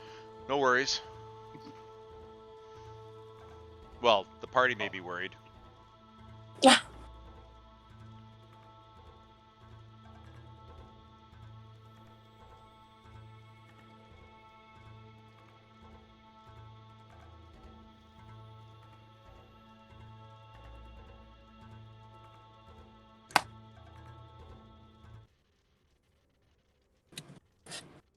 All right.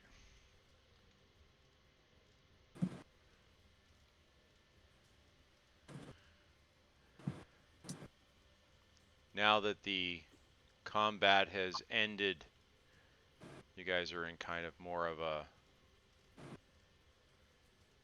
peaceful kind of feeling, kind of. Everyone's gathering their breath. I'm back.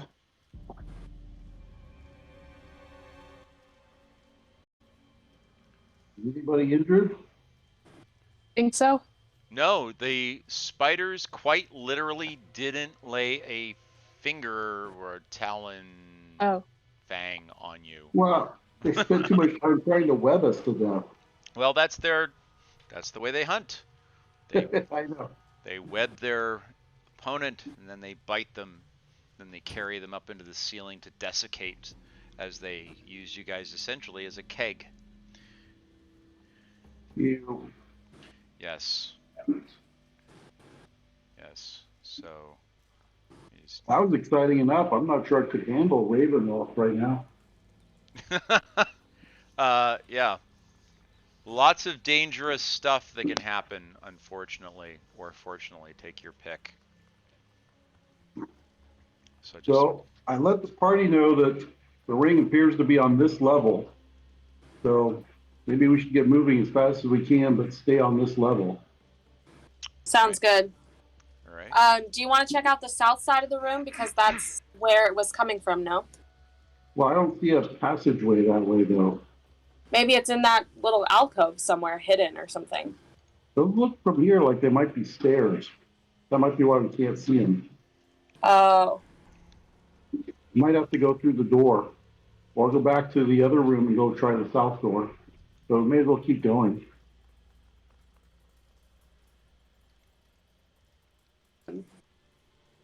All right. So what were you guys like? Sorry. As I said, when you'd gotten to the windows were looking down into what looked like a large common area, like a main hall or something along those lines. But there's no other exits down in the directions you have gone. However, it appears that on the sides of the room there may be stairs going down that are just kind of to the edges of the room. You can just make them out a little bit here and here in the dark. And you weren't sure, but earlier on as you were walking, there may have been another doorway that you can just make out over there on that side.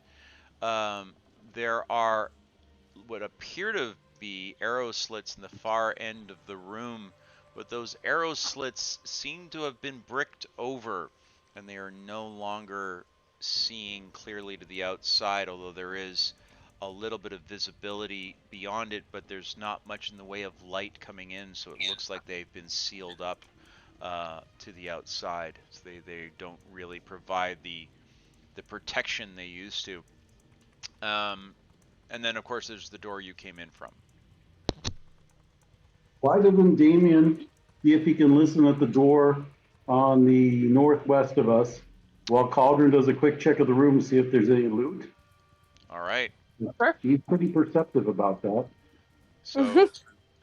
So Damien goes up to the far end of the room, goes up over here, and he listens to the door. The door appears to be unlocked, but there doesn't appear to be any activity. And as I said before, there's limited visibility beyond the arrow slits. Doesn't really appear to be a clear view of the outside, as if someone intentionally sealed these portals over so that people could not see out of them. Yes. And, all right. And Cauldron, are you back here with us now? Yep. Okay. Roll for loot or perception. You check around the room pretty thoroughly, including checking into the cadavers of the spiders, and there's really nothing left in this room that appears to be of any value. Everything is rotted and decayed to the point of being essentially worthless. Unfortunately, doesn't appear to be any strong boxes or anything along those lines.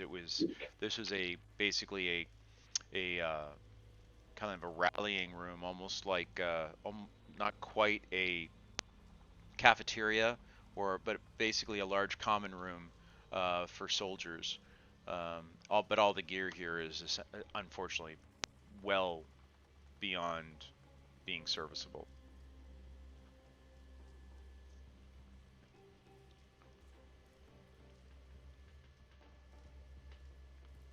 Okay. Hate to be the bearer of bad news, but I'm the bearer of bad news.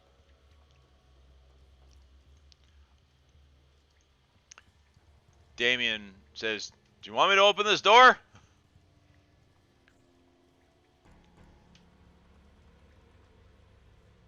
So he doesn't hear anything? Doesn't hear anything on the other side of the door. Sure. Okay. So he goes and opens the door, and it appears to be a room very, very similar to the room that you guys were just in, on the other side of the room. I can't move my characters. I'm sorry? I keep trying to move, I cannot move the characters. Oh, sorry. I still had the game in pause mode because I didn't want your spells to be timing while we were out of the game. Right. But, yep. Thank you. He takes a step in. The room itself is very, very similar in terms of its layout and kind of content that's inside of it. Very similar to what was in the other room. But he does notice that on the wall there's hanging above the mantelpiece is a shield which has emblazoned on the front of it a large hand axe. It doesn't appear to be like of any special make or anything. It's metal and it appears to be more of a decoration. But it may be like the crest that of the facility of Axeholm is kind of like their what's the word, of trademark or something. Sigil. Thank you. That's the word I've been struggling for, was sigil. That's exactly it. So unfortunately, while interesting, it doesn't appear to be of any value, but it might be a useful tidbit for later on, unfortunately. So that having been said, Damien comes back over to join you guys and says, you know, just like the other room, it was essentially full of broken stuff and crap. But there was this steel shield on the wall with a sigil on the front of a hand holding a hand axe, which steel gauntlet holding a hand axe. So that's probably, you know, the sigil of this area. So, you know, we're definitely in Axeholm. We're not in the wrong place, that's for sure. So I guess it's either the stairs or going back through the door we came and looking at the door on the other side. The other room didn't have another door in it.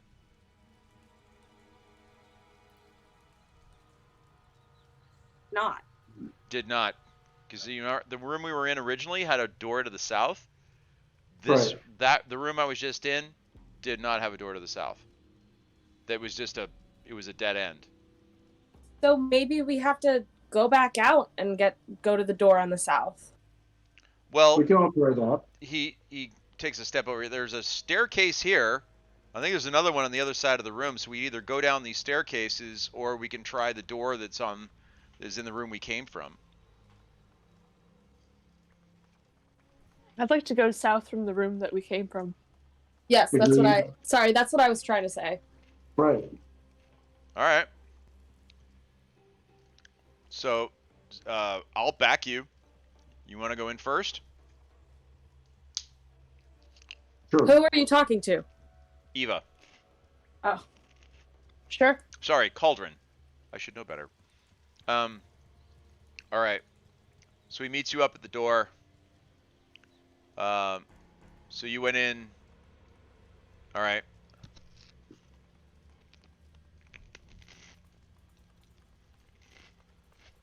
Oh, you didn't like me opening that door, so I can't open it. Is it locked? Yeah, it was effective. Oh, there we go. I'd need to be standing there, apparently. Yes. You need to be in proximity to be able to open up the door. Fortunately for you, there's nothing on the other side of the door. But it looks like there has been some tunneling taking place. Some digging that has been sort of haphazardly done in this wall. And looking at the walls, it doesn't appear to have been done with tools. It looks to have been done by hand. Like literally somebody clawing the walls. You notice that there's a small tunnel heading off to the southwest. I guess that would be southwest of where where you're viewing, or southeast. Sorry, the southeast of where you are. So there's some tunnels that seem to be leading off in this general direction. So can I squeeze through that? It would be a tight fit, but you probably could. The rest of us. I'd like to see where the one that goes more south goes. All right. You pull into this wall, and you notice that it kind of loops around into sort of like a half loop and comes back in on itself and leads you back in this general area here. It's very tight and it's very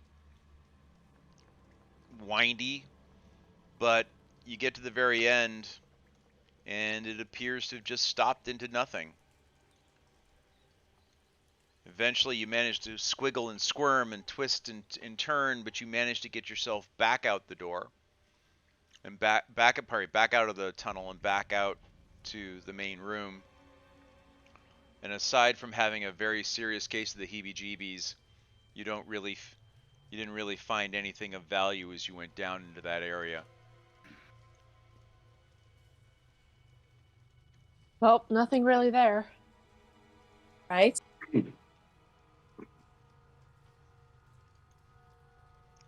Looks like it's the stairs, or we searched the other barracks room for a secret door. The stairs defeat the sense that you were getting that it's on the same level with us. Well, we might have to go down in order to go up somewhere else. But yes, I hate this. I say door number 2. it's not for me. What do you think, smart person in the room? I'm sorry, what's your idea, Nina? I was just thinking of going through door number 2, like the one. And looking back. for a secret door?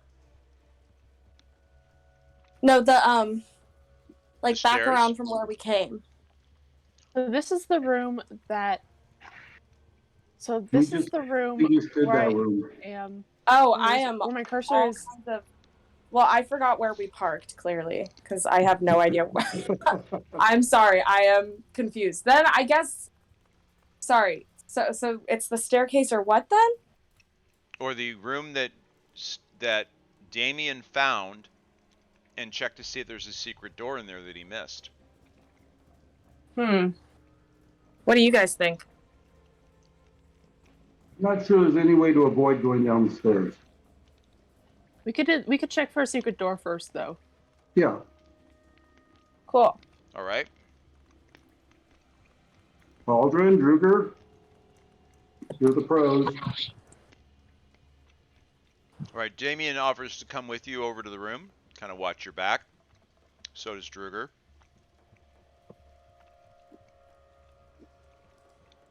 We should all stay together. Oh, I was thinking that the room that he found was like this big room. Okay. That's Anyways, that's the room where you guys were fighting with the spiders. Whoops. I just pushed. perception, looking for a secret door. I don't see any secret doors. No. You're pretty sure there's nothing of interest in that room. Druger? Absolutely and positively. Druger's going to take a look too. All right. He can be pretty insightful sometimes. Well, with his stonework, Nope. Not Wow. this time. that's pretty impressive. 2 1s in a row. Hey, we're getting them off before the battle. It's a good thing. I like it. Get it out of the way before you start swinging swords. I like that idea a lot.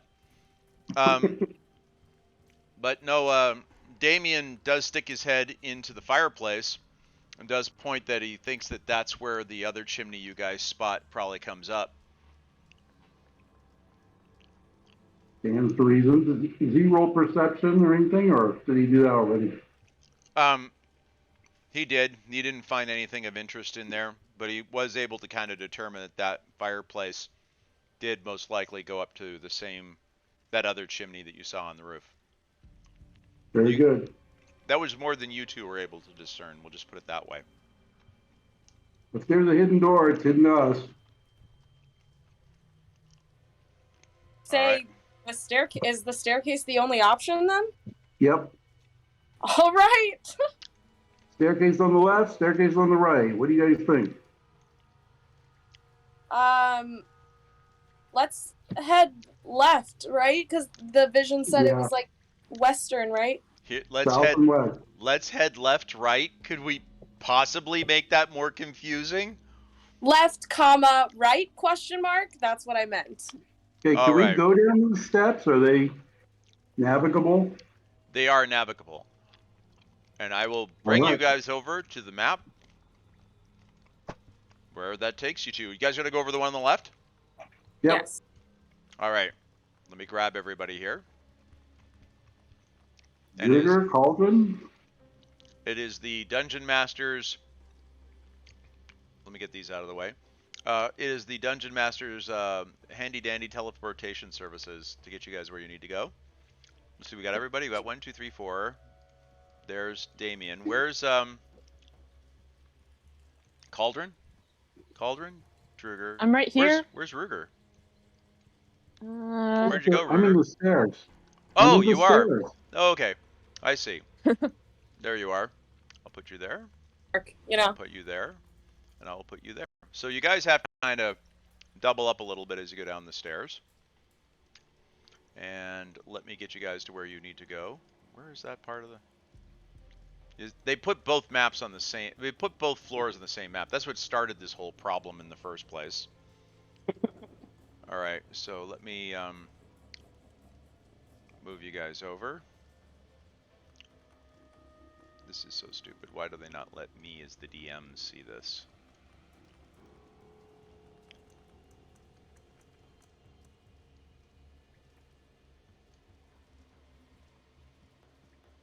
There we go. There you are. On the stairs. Alright.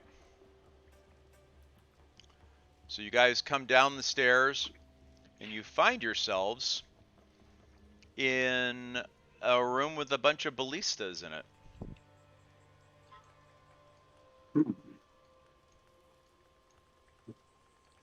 Yeah.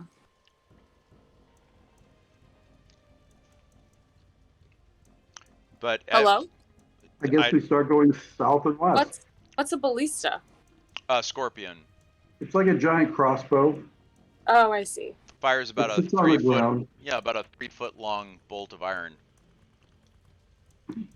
Before ships Yikes. had cannons, it was kind of like the early cannon. Yeah, it Gotcha. it basically ruins your day. I'm sure. Yes, it does. I bet Druger could carry one. You could roll one around. They do appear to be on wheels if you want to try and roll one of them around. There are stacks of rusty bolts on the ground if you want to try and move one of these things. Yeah, let's not wake the whole place. Okay. Can we go south, everybody? What's through the holes to our left?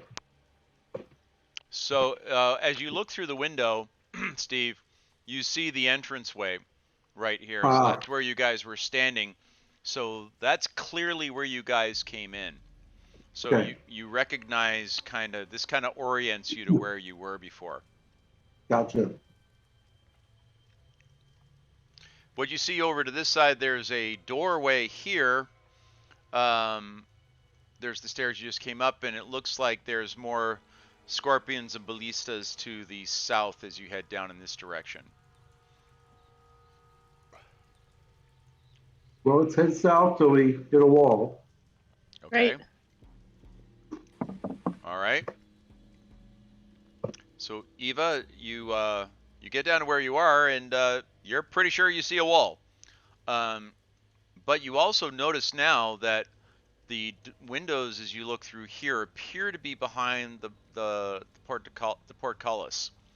So you appear to be past that because you saw the portcullis as you looked through them, kind of in this direction, and you see a very, very heavy metal door over on this side to the south. So as you're looking through the windows, you guys kind of get oriented to where you are. You can kind of see, well, you're past the portcullis or porticulus or however you want to pronounce it. Sorry. But Brought my phone. but you see that there is a very heavy metal-clad door to just past the portcullis. But unfortunately, in the room that you are in, there doesn't appear to be any other doors. But you do notice that there is something on the other side of this room, as there appears to be a hallway on the other side of the room that you're in that seems to be where these particular ballistas are pointed, and there's clearly been some activity or action at some point inside of that room, but doesn't appear to be any easy way to find it. So give me a perception roll. Alrighty. Cauldron.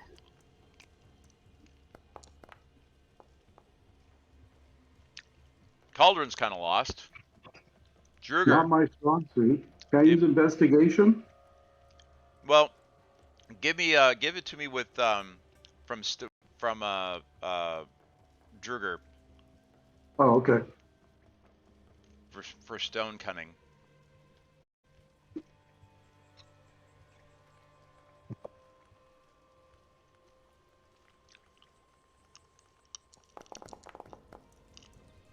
Very good roll. Natural 20. He's found the fingerprints. He He knows knows the door. well, based on his familiarity with dwarven construction, he knows that this should be the kind of the limit of the entranceway defenses. So this is where they would mount their protected stance against anyone trying to get into the castle. And what you're probably looking at on the other side is a way for them that's probably an entranceway into wherever the soldiers would queue themselves in as a result of being able to get in, basically coming up to man this area. And the reason why the ballistas point in the other direction is in case one side of the castle should fall, they could still protect that from where they were standing. So basically, if they get cut off inside of that area, they've got a way of preventing people from getting past them and to the upstairs level.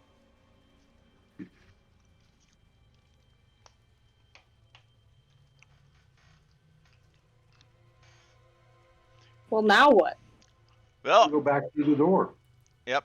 You suggest the door you guys saw at the bottom of the staircase is probably where you're going to want to be.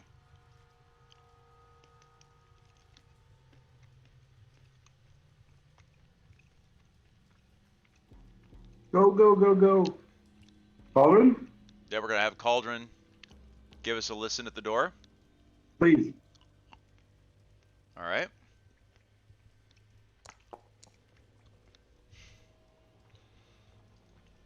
Well, that's not exactly stellar. You don't hear anything on the other side of the door.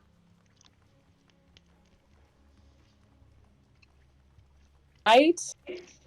Sorry, what door? The door that you're listening to there, that was right at the bottom of the stairs, immediately to the right as you get to the bottom of the stairs.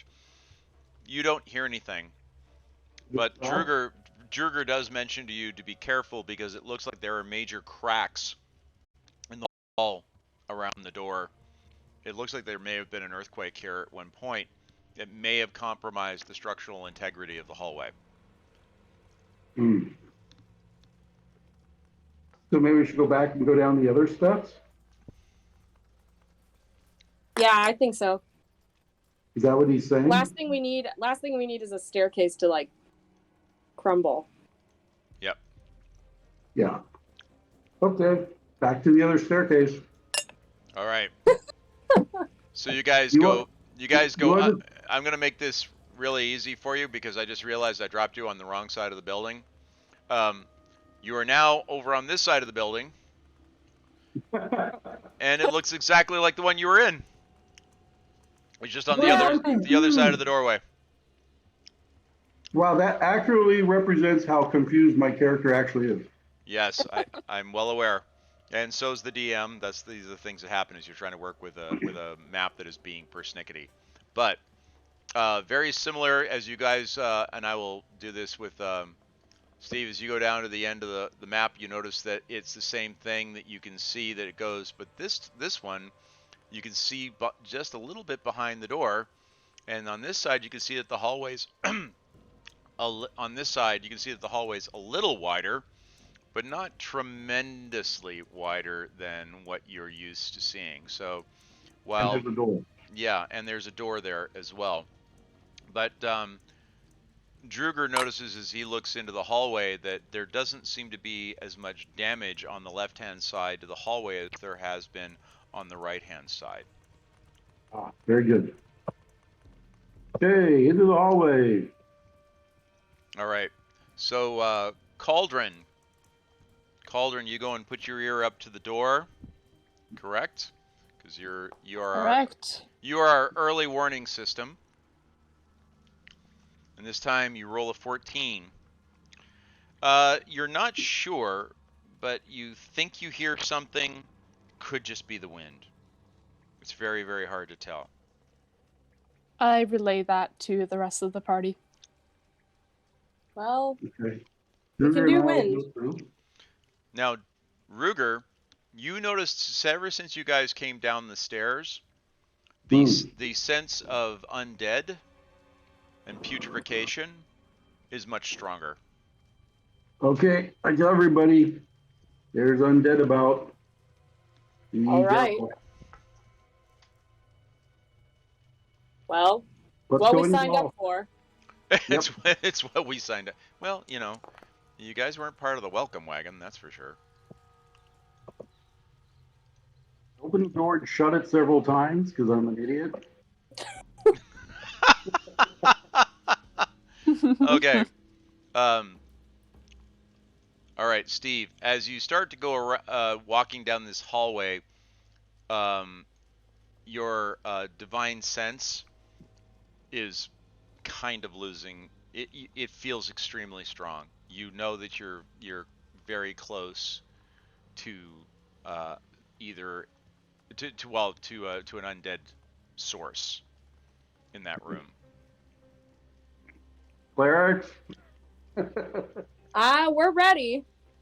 All right. Everybody in the Who's hallway. going down the hallway first? Because the Well, paladin is I now am. backing up. No, I'll go down first. All right. Junior should come with me, but then one of the clerics at least, if not both. Oh, where'd you go? There he is. He's right behind you. Okay, clerics.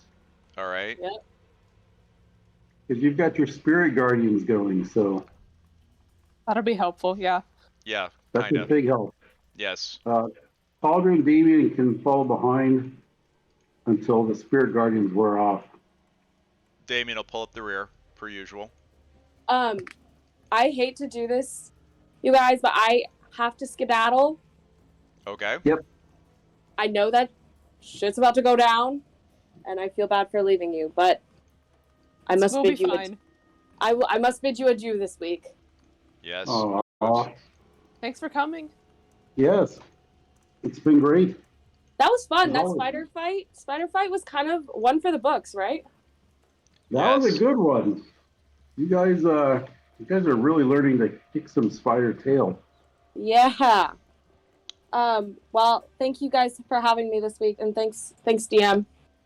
Not a problem. We're going to go for about another half hour, and then we're going to, I'm going to try and go, we're going to go, about another half an hour or so, and then we're going to try and wrap things up ourselves. So, by all means, feel free, and we will see you next week, I hope. And with Of course. with Damien and Angelina, hopefully in person. Yes, totally. Cool. Yes. All right, bye guys. Get Take the care. band back together. Bye. Totally. Exactly. All right. Elrin out. Goodbye. Bye-bye. All right. So everyone is making their way down the hallway. And as you guys do, Steve, as you get to that point, please do me a favor, sir. And roll for initiative. Okay. As you step to that doorway.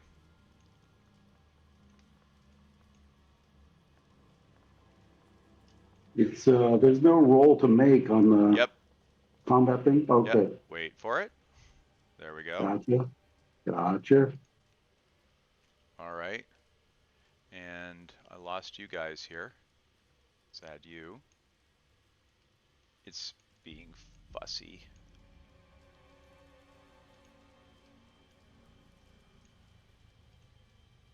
There we are. Now we have everybody in.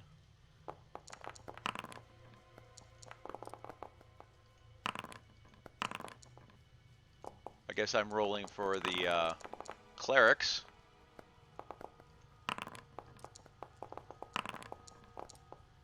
What are we rolling? Oh, initiative. Yes.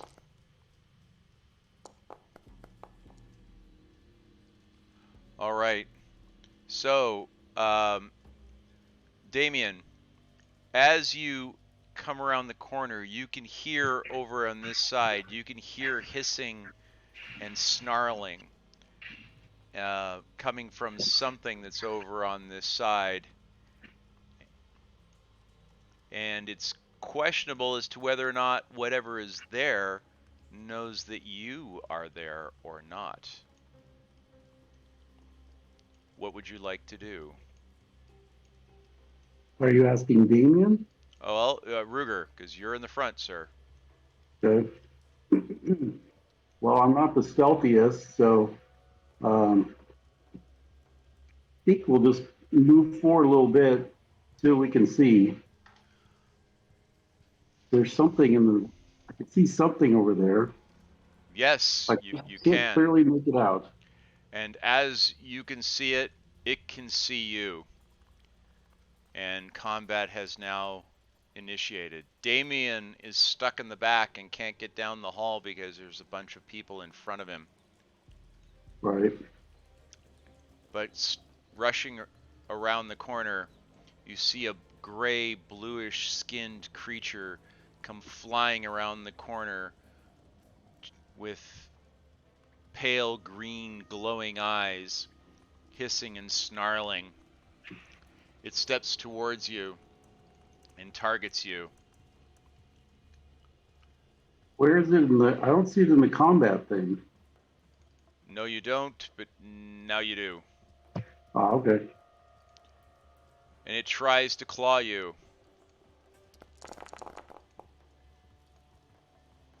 And it misses you. The next creature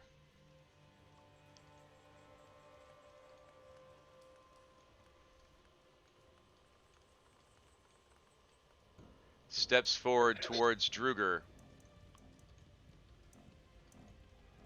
Targets. And slashes with his claws. You notice that there's something unclean dripping from their claws as he tries to slash him, but he manages to miss. So have they been eating something recently? It looks like it. Okay. Now would be a good time for a thunder wave if she wants to run out from the other side of me. What's Yeah. to my left? I can't really see. Is that the wall? That is a wall. Okay.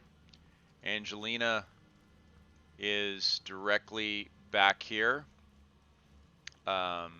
She can try and push by. And she gets to here. And now, because of that, her spectral... Spirit Guardians? Yeah, her spirit guardians are going to take effect. And I believe that that puts... Yep, all of these guys in range.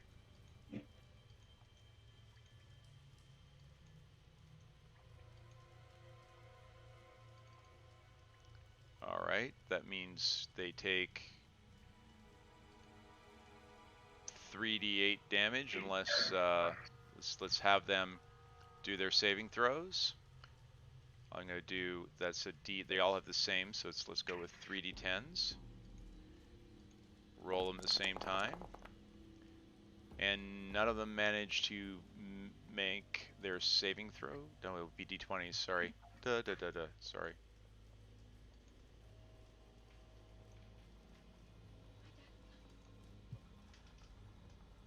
And as we roll, none of them make their saving throw. So all of them take damage from her, and the damage that they take is going to be 3d8, which is going to be to this guy will be. There's no bonus on the damage, is there? Eva, there's no bonus on the damage. Or what? For Spirit Guardians, you don't get a bonus. No. Yeah. So it's just plain old damage. That one was. -4. There we go. And this guy. So all of them ended up taking max damage. Although the damage that she dealt was not stellar, but it was good. You notice that one of them suddenly drops into a steaming pile as it gets hit with the spirits, and then you see it kind of explode into a little poof of gray dust that falls down to the ground. And the other ones are none too happy, but still alive and kicking, as it were, or unalive and kicking. Cauldron, your Yes. turn. It's a little crowded up front. It is a tad. You can probably get to the rank if you wanted to try and wiggle your way forward to get over here next to Angelina. That would be possible. Getting any further forward with the two tanks in the front would be a little tricky.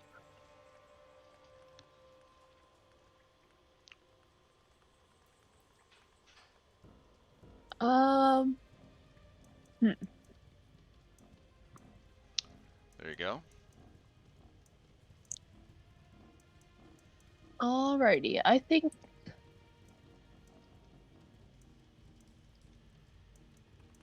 I need to look at this description.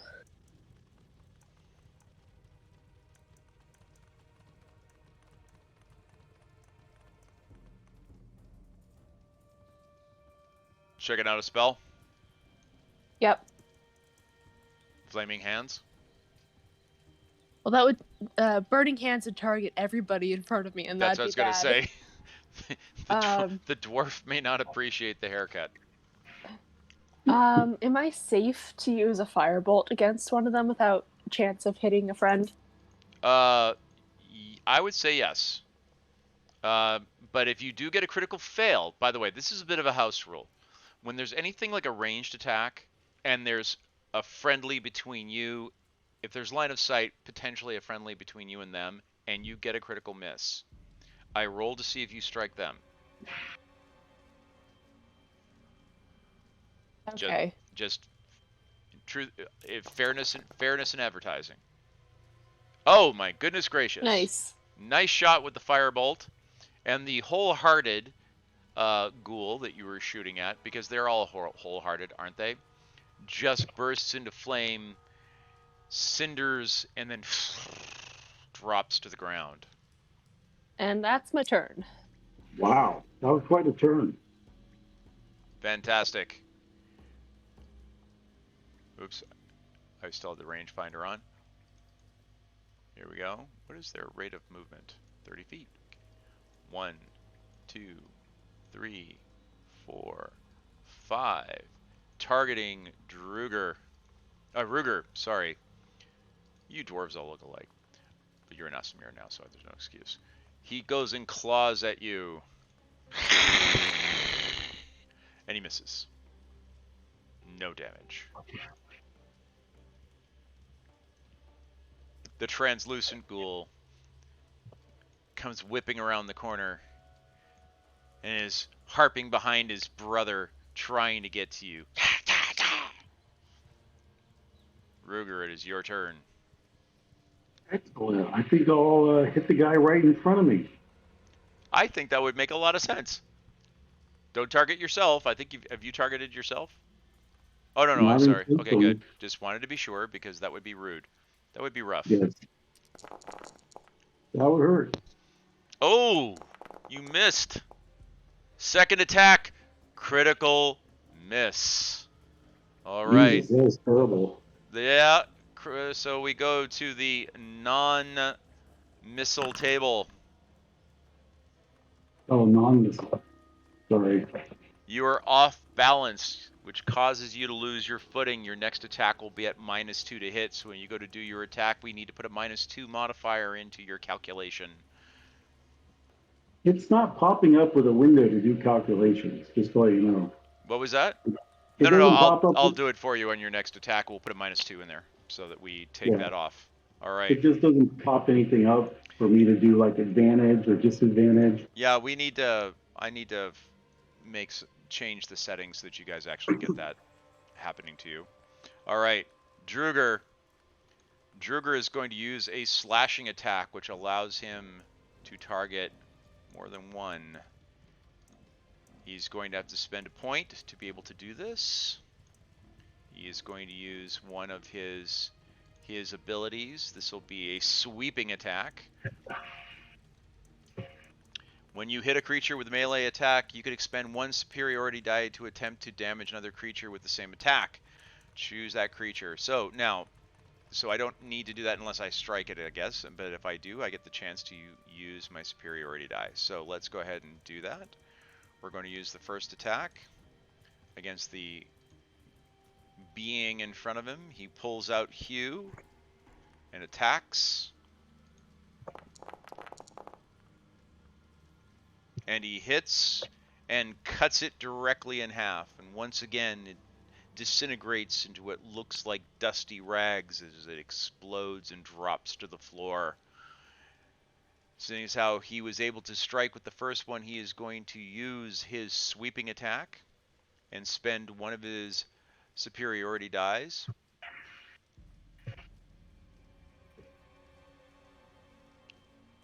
And as a result, it will take the same amount of damage.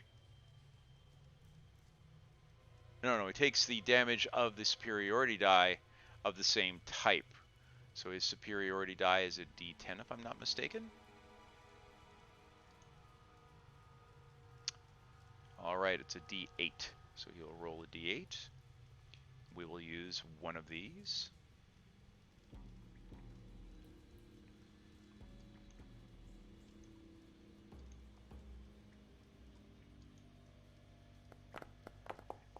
And he gets a 6 on his superiority die that he uses, which means that it takes 6 points of damage. All right. But the one that was directly in front of him is now no longer. And this was the craggy ghoul. They're all craggy, let's be honest. All right. Elrin, who is not here now. She is going to take a step forward. Let me see, does that get anybody in her range? It gets this guy in range.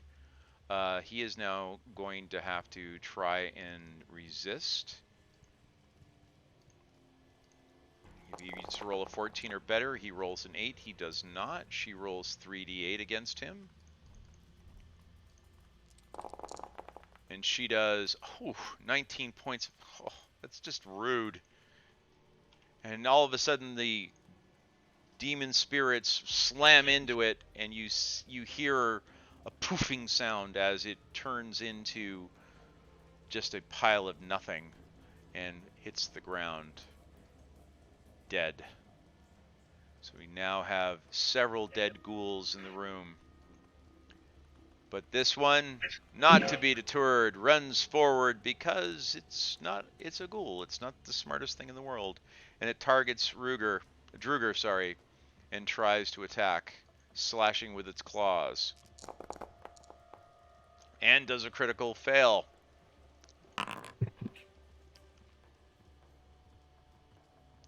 And he is also off balance for his next attack. All right. Damien, who's been sitting there wondering, why did people bring him?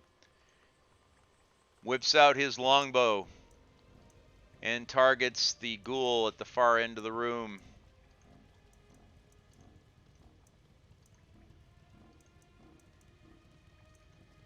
That's why we brought him. Exactly. Fires with his longbow. and hits and delivers a vicious arrow attack.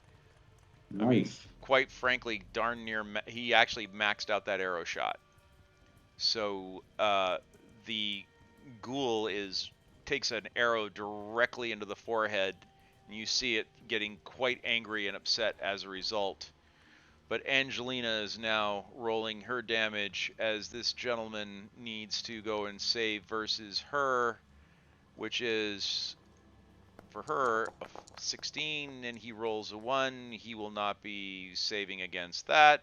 She rolls her damage of 3d8, which is 9, which is he's still alive and kicking.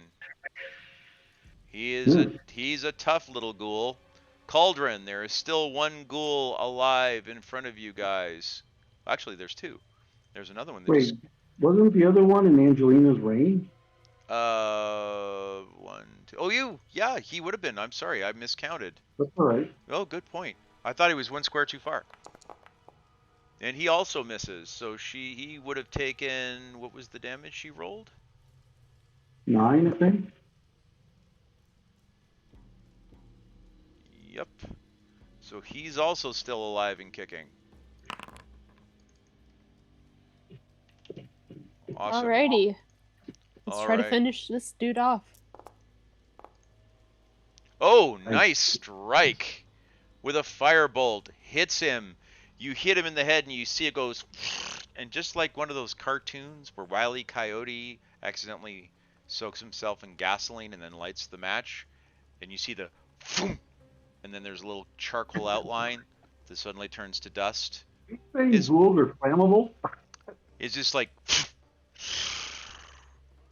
there's now a pile of black soot where your target used to reside. So the disheartened ghoul has very good reason to be disheartened because he is no longer. Or was the translucent? You targeted the translucent ghoul. Oh, okay. Oh, so this guy. Is there another ghoul? I can only see this one. There's one directly there. There was the death's head is hiding the other one. Yeah, it's fine because you killed this one too. The disheartened one is still around. He's actually not dead. He's still there. The one that you hit was the one that's in front of the other group, which is here. He is. Sorry. There's so many ghouls. This gentleman, who is now, and I use the term extraordinarily loosely, is now dead. Again, I guess. How would we call that? He's dead. He's really dead now. But there's still one left. Ruger, directly in front of you. There's one hanger-on that is sort of swaying back and forth and snarling, but doesn't look too good. Can I target him? I can't really see him. He is directly next to. He's right here. Oh, he's next to me. Yeah, let me bring him to the top here because maybe you can't see him. Let me get the other ones out of the way. Let me move him here. So let me get rid of that guy. I hate when they do this. All right, so I'll move him out of the way. And there we go. Stick him in the wall. There you go. Now you should be able to target him. Try it again. There we go. Okay, even with taking off the 2, that's just freaking rude. He had 2 points of health left, and you hit him between the 2 attacks for, if I'm doing the math correctly, 22 points of damage. Which so while everybody else's ghouls were burning into cinders and disintegrating into the floor. Sorry, I killed you by accident. Didn't mean to do that. Yours, you just splattered against the floor, the ceiling, the walls. You basically just made him explode like a water balloon. But the good news is you've killed them all and nobody took any damage. No one has been turned. No one has been corrupted. Ladies and gentlemen, you successfully managed to kill through all of those ghouls with frightening alacrity. But As you are now in the room that you're in, which is this kind of prep room, prep chamber for the soldiers as they would normally be piling into the main defense room. Once again, you're surrounded by materials that have essentially been destroyed, shredded, of completely useless nature to you. There's no way you'd be able to repurpose any of this material. However, you can hear the sound of chittering and hissing. And now that you've had a moment to catch your breath as you're breathing at the end of this battle, you notice that you can hear it coming from quite literally every direction. You don't know exactly how many undead there are, but you're fairly certain there is a lot of them. As you go and search through the bodies of the ghouls that you've just dispatched, the ones that you could find, the ones that have not been completely incinerated, you note that their bodies are in an advanced state of decay. And, perhaps more disturbingly, all of them are dwarves. Hmm. The dwarves were the keepers of Axeholm. They were the guards. They were the last line of defense, and they prided themselves on their ability to defend their home stone. Anything that managed to corrupt them, overthrow them, and turn them into essentially undead meat puppets is something to be of deep concern. Ruger, your sense of the undead is literally all around you. You can't pick a direction where you can't feel it, but unfortunately your direction spell has worn off. But judging from where you are relative to where you think it is, you know that it's probably above you and off towards the east in that direction, if it hasn't moved. Okay. Gotta find the upstairs. So there's a room down below you, down to this area here, and you can see that there's a door directly over to your right hand side. Cauldron, the one that you're directly stepping in front of, and you're looking through the business side of the arrow slits into the defensive chamber on that side there, and you're fairly certain, kind of at the edge of visible light, that there is another set of doors there, but they appear to be much larger than the one directly next to you. Sorry, where do I think the other set of doors is? Directly down here, just at the edge of visible light. Can you see that on the map? Okay, yeah. Yeah. You haven't really looked at what's over on this side. No one's really been able to get far enough down to get a look at it. You've got some people who are very rude, not letting you get down there. But you do have a door directly, dummy, right next to you there. You know, I keep, giving you guys crap for that, and then what do? As soon as I get to a door, I go and unlock it on you. But you get what I'm saying, right? Physician, heal thyself, right? It's more flavor for the haunted house aspect, Exactly. Doors opening and closing on their own. Aldrin, do you hear anything through the door? Do I? Give me a perception roll. You're positive you're not hearing anything on the other side of that door. Okay, let's open this door. All right. I can open it. Yes. Sorry. Now you can open it. I did lock it on you. Because I'm like, open it when I tell you. Damn it. So you open it up. Strange. And you self-locking doors. Yes, exactly. At least it's not raging. But as you look into the room, you can see what looks like, for a split second, you almost have a heart attack, because it looks like there is a large dwarf in plate mail directly in front of you with a weapon, held up over his head, and for a split second you think you've just walked into an ambush. But then you realize that the armor is sitting upon a wooden mannequin and is in a horrible state of disrepair, dented, rusted pieces missing from it. And as you enter into the room, you see more of that. There is weapons that are with, axes with big chinks, sections of the blade missing, broken swords, hefted chainmail, all lying around. And apparently this was an armory of some sort, but it shows signs of being full of nothing but trash now. So it had probably been emptied of anything that was good, and people were just putting the stuff that was broken back in here. So an indication that there had been a significant battle in the area that had resulted in, well, essentially draining the well with respect to the armor. You check for secret doors, passages, anything of interest in the room. You don't see anything, but it's kind of disheartening to know that normally when you would walk into a dwarven armory, there would normally be even the most basic of equipment left over would be of extreme value based on its workmanship.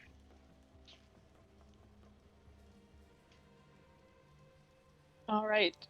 Let's look at the other doors down here. All right. So you come down to the room. Yeah, there's several doors once you get down into that room. Damien decides to come down with you. So does Druger. They don't want to leave you alone.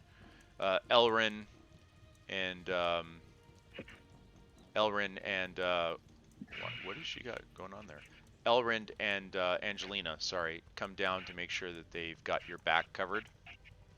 And so tell me which door you want to go check, and I will tell you if. Let's check this one.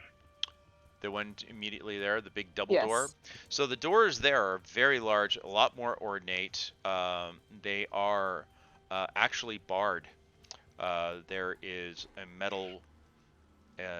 Looks like one of the bolts has been actually taken over the handles and bent, so that it forms a rudimentary, not really a lock, but more of a shim to keep the door from opening. The doors are of very heavy wood that shows signs of axes, maces, and other weapons having slammed against it from the inside.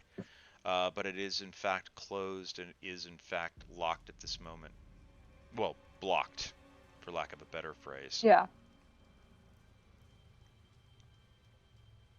All right. How about Does she this hear one? anything? Sorry? Well, Okay, do you hear About anything the- through the door? hold on 1 second, Ava. Steve, your audio is really muffled. Like, I can't He asked understand. if I could hear anything. Ah, you listened to it and you couldn't hear anything. How about this one? All right, go ahead and give me a perception roll on that one.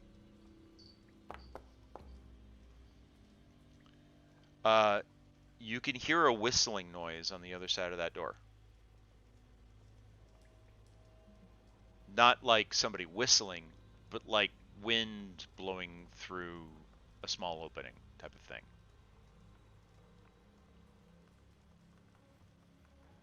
And the door is not locked, and nor does it appear to be trapped. All right. I guess I'll open that. Go ahead. As you look into the room, you see that it's a large room, and just judging very quickly from the broken equipment, furniture that you see on the ground, you're fairly certain that it was at one point probably like a barracks or a staging room. There are two very large fireplaces in the middle of the room, and their chimneys appear to have collapsed. You kind of take a peek up the chimney, you can see that the chimney appears to be collapsed because you don't hear any wind coming through the first one, but as you go and listen to the second one on this side, you can hear wind whistling through the other side.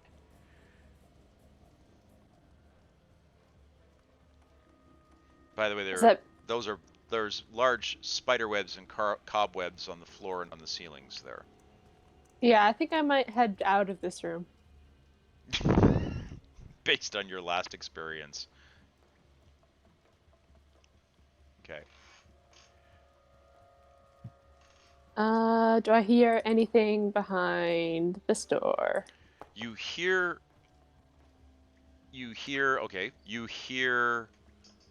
a very odd hollow sound, almost like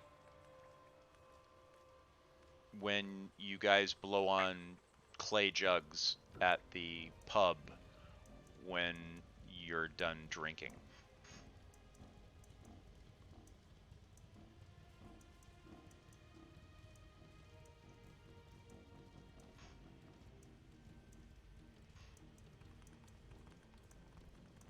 Oh my gosh, are you still here? Yeah. Okay, so what do you do? You want to open the door, or what would you like to do? Sure. Let's open the door. All right. Ah.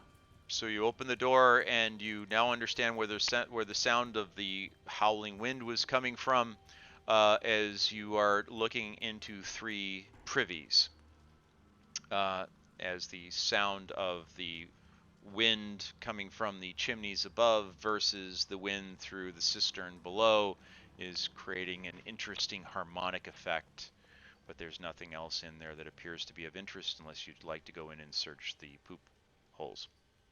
I don't think I'd like to do that. It's 300-year-old petrified poop, but yes, I understand. Not appealing. And this one. Okay. As you come down to this one, go ahead and give me a roll. Once again, you notice that this door is not locked, but as you listen, you can hear nothing on the other side of that door.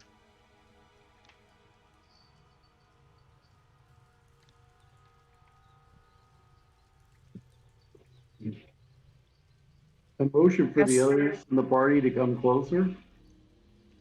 All right. Damien comes on down. The 2 clerics get into where they can have their area effect as soon as the door opens. So what would you like to do? Would you like to open the door? Sure. All right. As you open the door, you look in and you can see, once again, it looks like you're in some sort of a workshop area. Just so Druger comes in with you, and so does Damien. He runs in, hoo-ha, doing all the rolling. And Druger looks at him and goes, "Does the rolling help?" As he rolls into the room. These are fireplaces. Exactly. What you see in here is you see 2 enormous anvils, and you see 2 huge forge furnace pits on the far side of the room, and you can hear noise in both of the fireplaces. It sounds almost like a flutter by way of a flap. Sounds like it's fairly far up the chimneys, though. Did we see these chimneys on the roof, or can we tell? I'm sorry? Do we remember seeing these chimneys on the roof?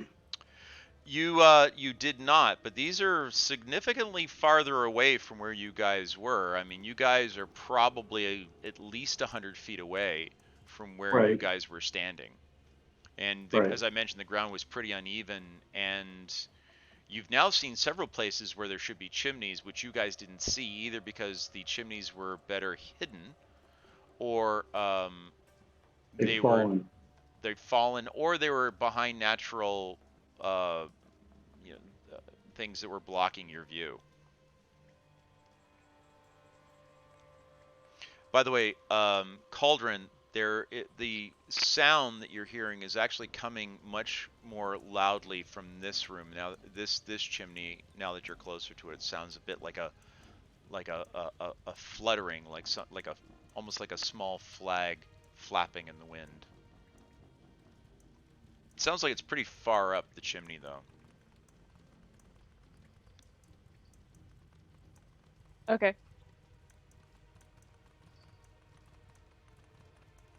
All right. Here's another door. Yes, there is. And that particular door actually is locked. And as you roll and listen to the door. You do not hear anything. Great. Let's try to pick it. All right, go ahead. Give me a roll. Thieves' tools. And that, wow. That's a great, you're really good with those. As you pop it open, you guys open it up and you see there are an entire wall full of smithing tools. This is essentially a tool shed.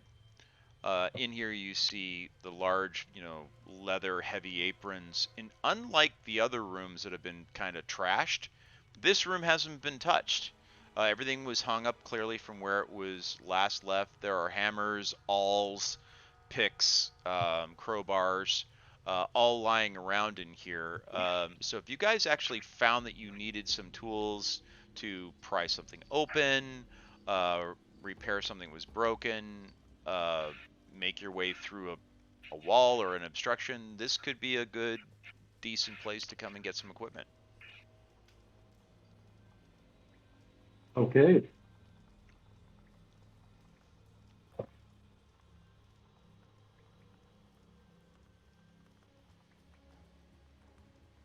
Is there anything I could see that would be really valuable as an armor that I don't have? There's a lot of pieces of armor here that were either in a state of repair or a state of development. But nothing presently that you see that you would kind of decide is kind of worth it, really. Yeah. It's just not really what you're looking for, if you get my point. Right. Nothing like a valuable breastplate and nothing Right. like a tool that I don't have that I can carry around with me. Right, but if you decide that you end up needing something, Right. it could end up being quite valuable for you.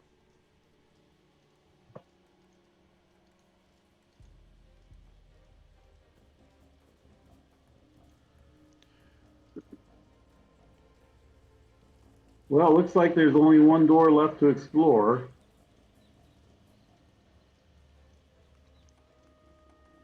All Yep. right. So we kind of need Druger's help to unbar this door. Druger's like, well, that's what you brought me around, didn't you, mate? Is there any tools from that room that we could use, knowing we're headed over here, like something particularly helpful? Druger takes a look at the door when you tell him that you guys want him to try and unbend that bar. It turns out it really was one of the ballista bolts that had been bent back around the handles. Trying to bend that, even with Druger's strength, would have been extraordinarily hard to do. I mean, it would have been highly unlikely. But by virtue of getting the crowbar and bringing that out, he figures he can probably get that open if he works on it for a little while. So let him do a quick roll here and see if he can go and get that. It would have been sheer folly in a little while ago, but now it's going to just need him to do a 16 or better. Ability check. And how does he get an 11 when he has a +5 on his... When he has a +5 and he rolled an 11, that should have been... Oh, he rolled a 6? I thought he rolled a 9. Okay. He's not able to get it to bend. The crowbar is a little bit too big for him, so he can't quite get the leverage that he needs on it. So he's going to hand it over to one of you guys to give it a try. I'll try. All right. What is your strength?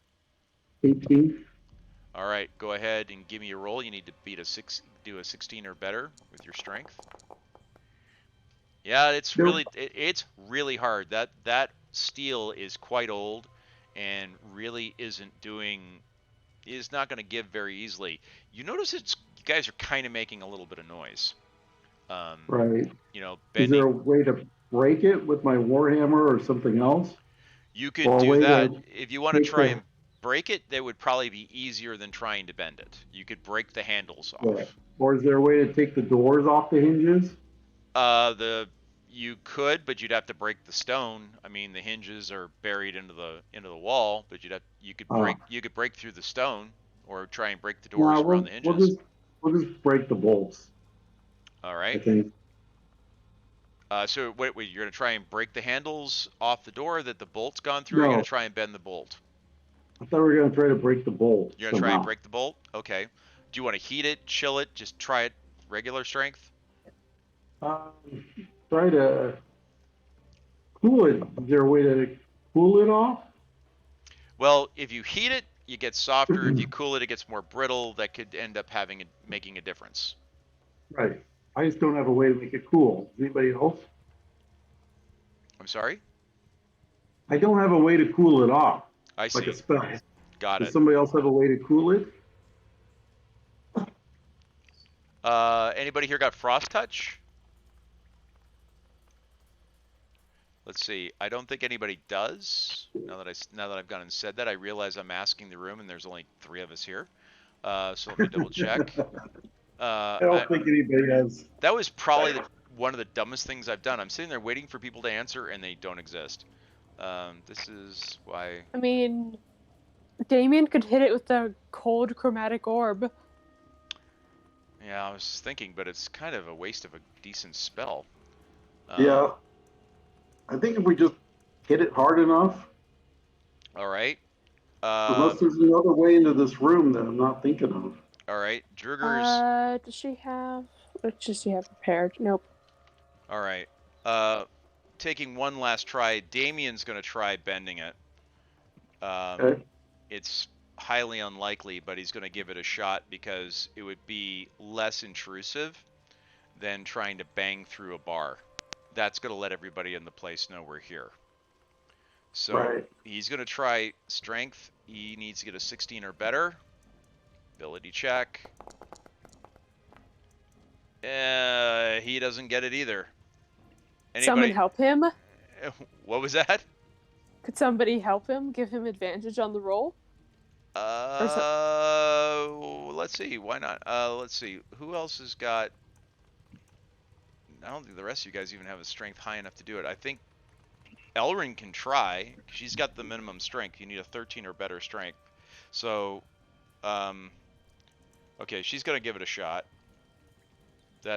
We're kind of in the realm of sheer folly now. But let's give it a shot nonetheless. So, Elrin goes up. You're going to give her advantage? I'm saying that somebody else could give her advantage, maybe, like... All right. With the help action. Yep. So Angelina, her sister's cleric, will give her. We'll try and give that to her. So we'll give 2 rolls.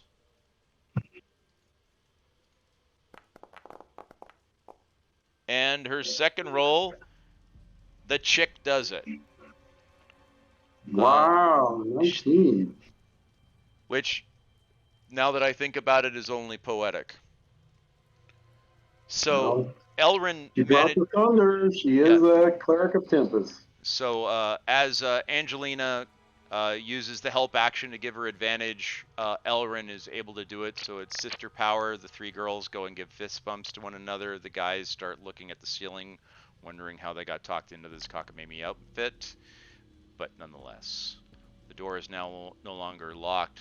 You guys did take several turns to do so. You did create a certain degree of noise. So the question then becomes, are you still alone? How do we find those stairs going upwards? So we're pretty sure there were no stairs in that room to the northwest of us, correct? That is correct. All right. So I guess this is the only way forward, unless we miss something. All right. So you guys open the door. Yep.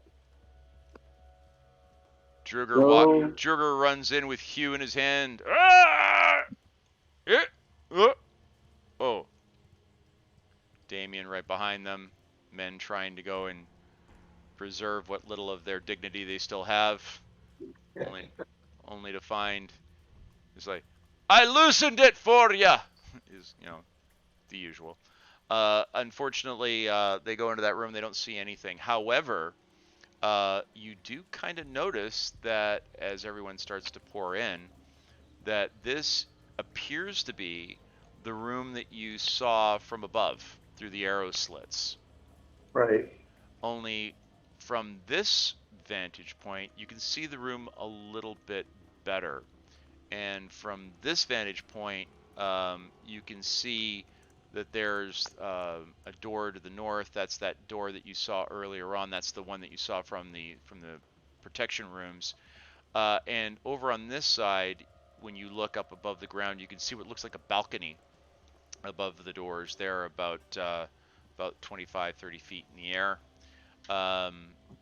But other than that, other than the pillars that are holding the room up, the room appears to be relatively empty, with nothing terribly remarkable in it as a result.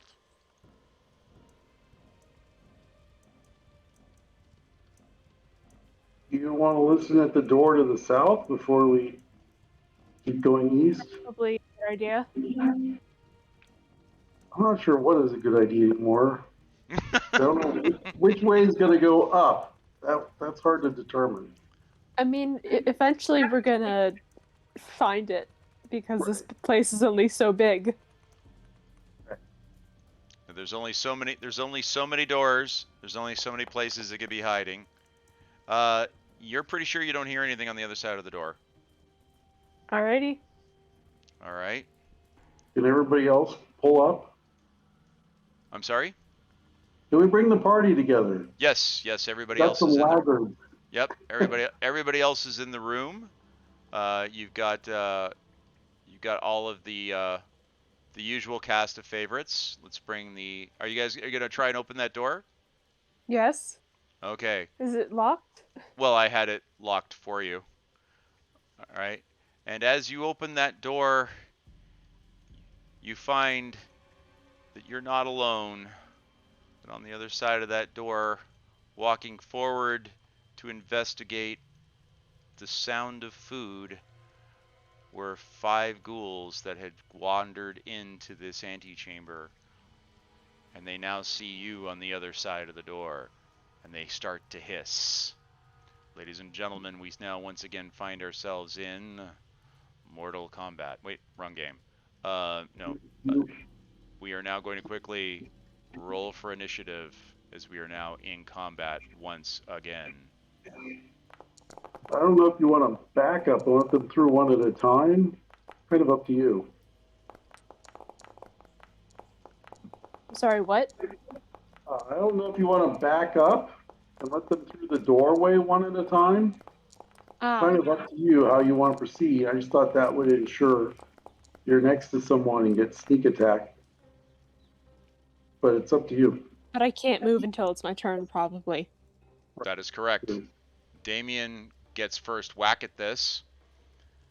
Damien takes a step into the center of the room and decides to target the creature in the center. Pulls out his longbow. Fires off an arrow. Oh, and smacks solid. Angelina? For some reason, it targeted Angelina. I don't know why it did that. I think she was still undo her damage. Sorry, she was accidentally targeted. For a second there, but Yeah, I'm not exactly sure how she got targeted, but somebody has her targeted under a different view, and that's fine. We'll fix that. Racist school first. Yeah, exactly. There we go. She's no longer targeted. However, the ghoul took a very vicious shot. He fires off a second bow with his second attack. Unfortunately, the second one misses and flies past him harmlessly and slams into the wall. All right. Next person in combat is one of our friends. I think that's your cue. What was that? The ghoul gets to go next? Yes. I wasn't watching the Yes. tracker. He takes a step forward, steps into the doorway, and targets the person who opened the door because he's dumb. He's a ghoul. What can we say? The ghoul tries to slash, and he misses. Cauldron, it is now your turn.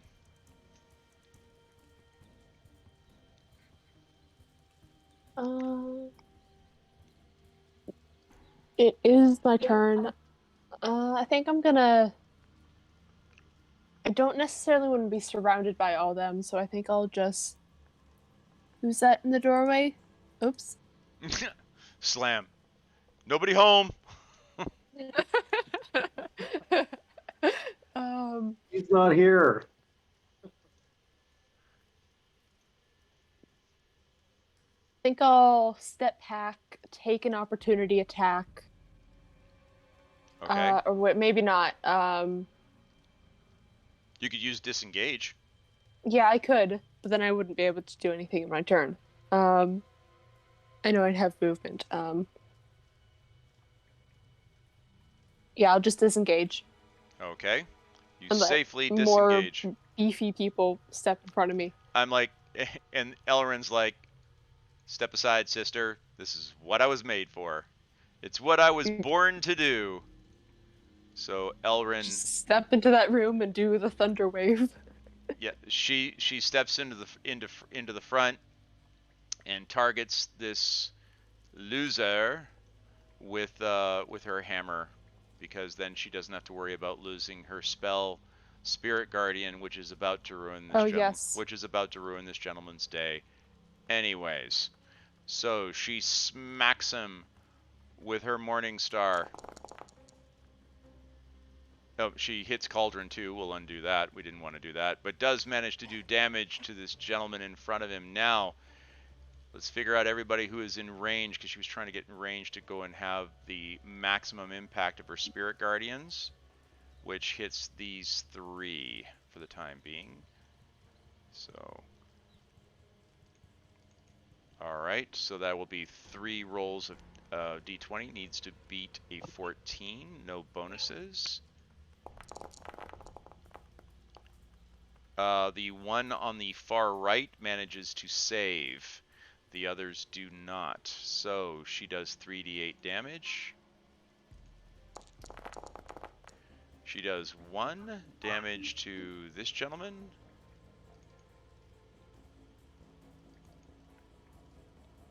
Which is this. Alright. She does 1 to him.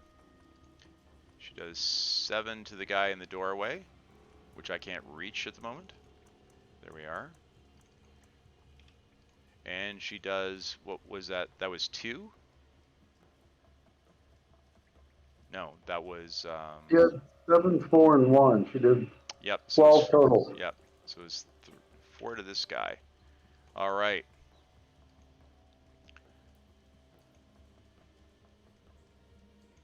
Angelina. Angelina can't really get into the doorway, but her spell can hit the same folks. So let's do the same thing. 3d20. They need to beat a 16 for her. None of them get that. All of them take full damage. And she's rolling. Oh, for 13 points of damage to each one, with no well, one of them goes down.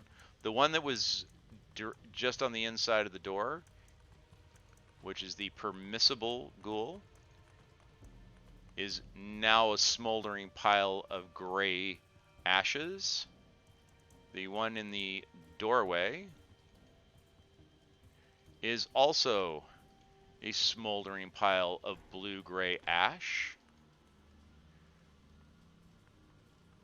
And this gentleman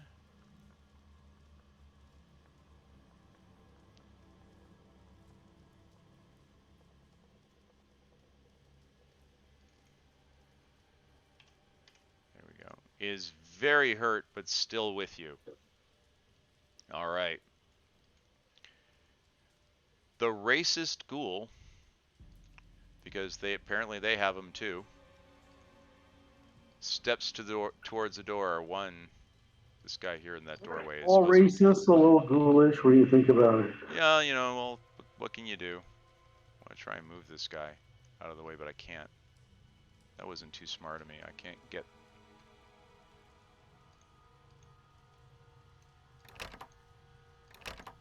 Maybe if you shut the door on him, you can just pull the arms apart and the Exactly. body. Well, anyhow, this guy gets to the front door. And he targets Elrin. Because she's the one standing in the doorway. And he tries to claw her. And he misses horribly. Horribly. Ruger, your turn, sir. Now, can I attack the racist ghoul in the door? Yeah, can you target him? Because you should be able to. I'm trying, but opening and closing the door. Yeah. Let me target him for you. There you You go. target him through the combat tracker. Yeah, just go ahead and target him there if you can. That's the better way to do it. Not letting me select on him. Okay, hold on. Yeah. But have you targeted him? Let me pull him back one square. There you I go. don't think so because I don't see any change. All right, I pulled him back one. Go ahead and target him. There you go. Okay.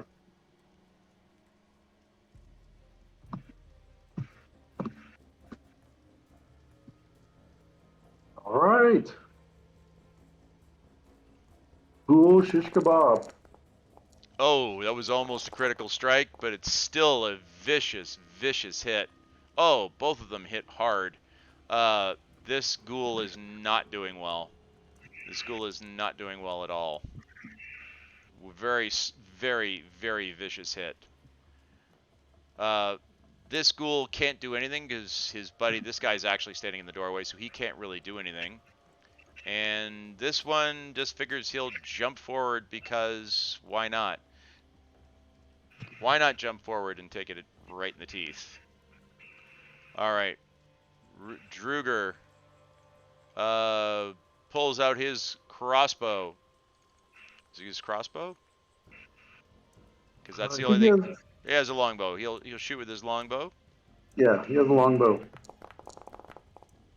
And he hits, striking this ghoul directly in the face with a marvelous arrow shaft. Turns this racist ghoul, what a weird one for the randomizer to come up with, kills the racist ghoul and drops him on the floor. We've now entered into the second round of combat. Damien targets the ghoul you can see through the doorway, pulls out his bow, and does that thing he does.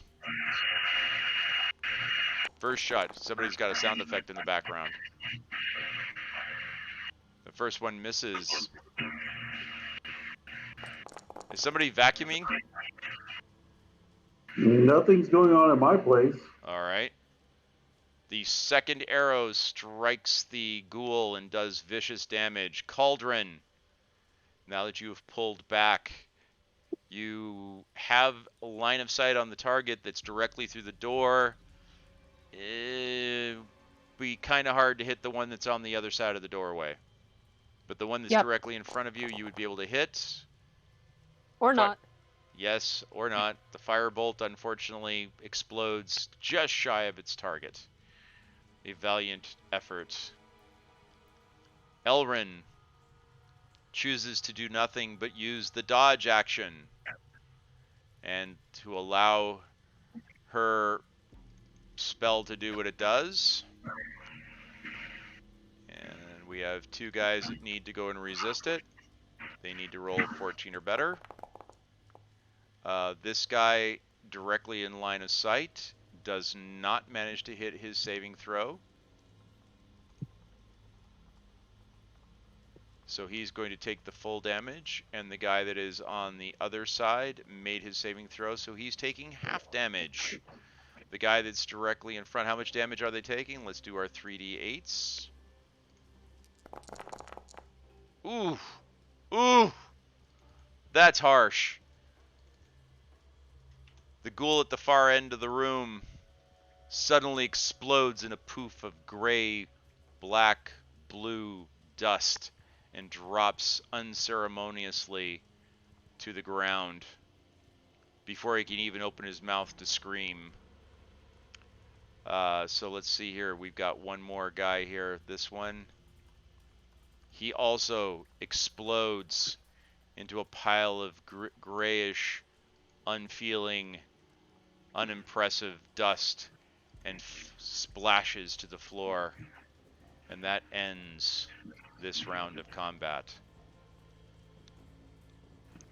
Ladies and gentlemen, it is 6 o'clock. It is that time at the conclusion of this battle. Now that you have done so splendidly and managed to survive yet another encounter where the undead have tried to make you one of their own, you guys have managed to go and succeed in dispatching and clearing another room of undead.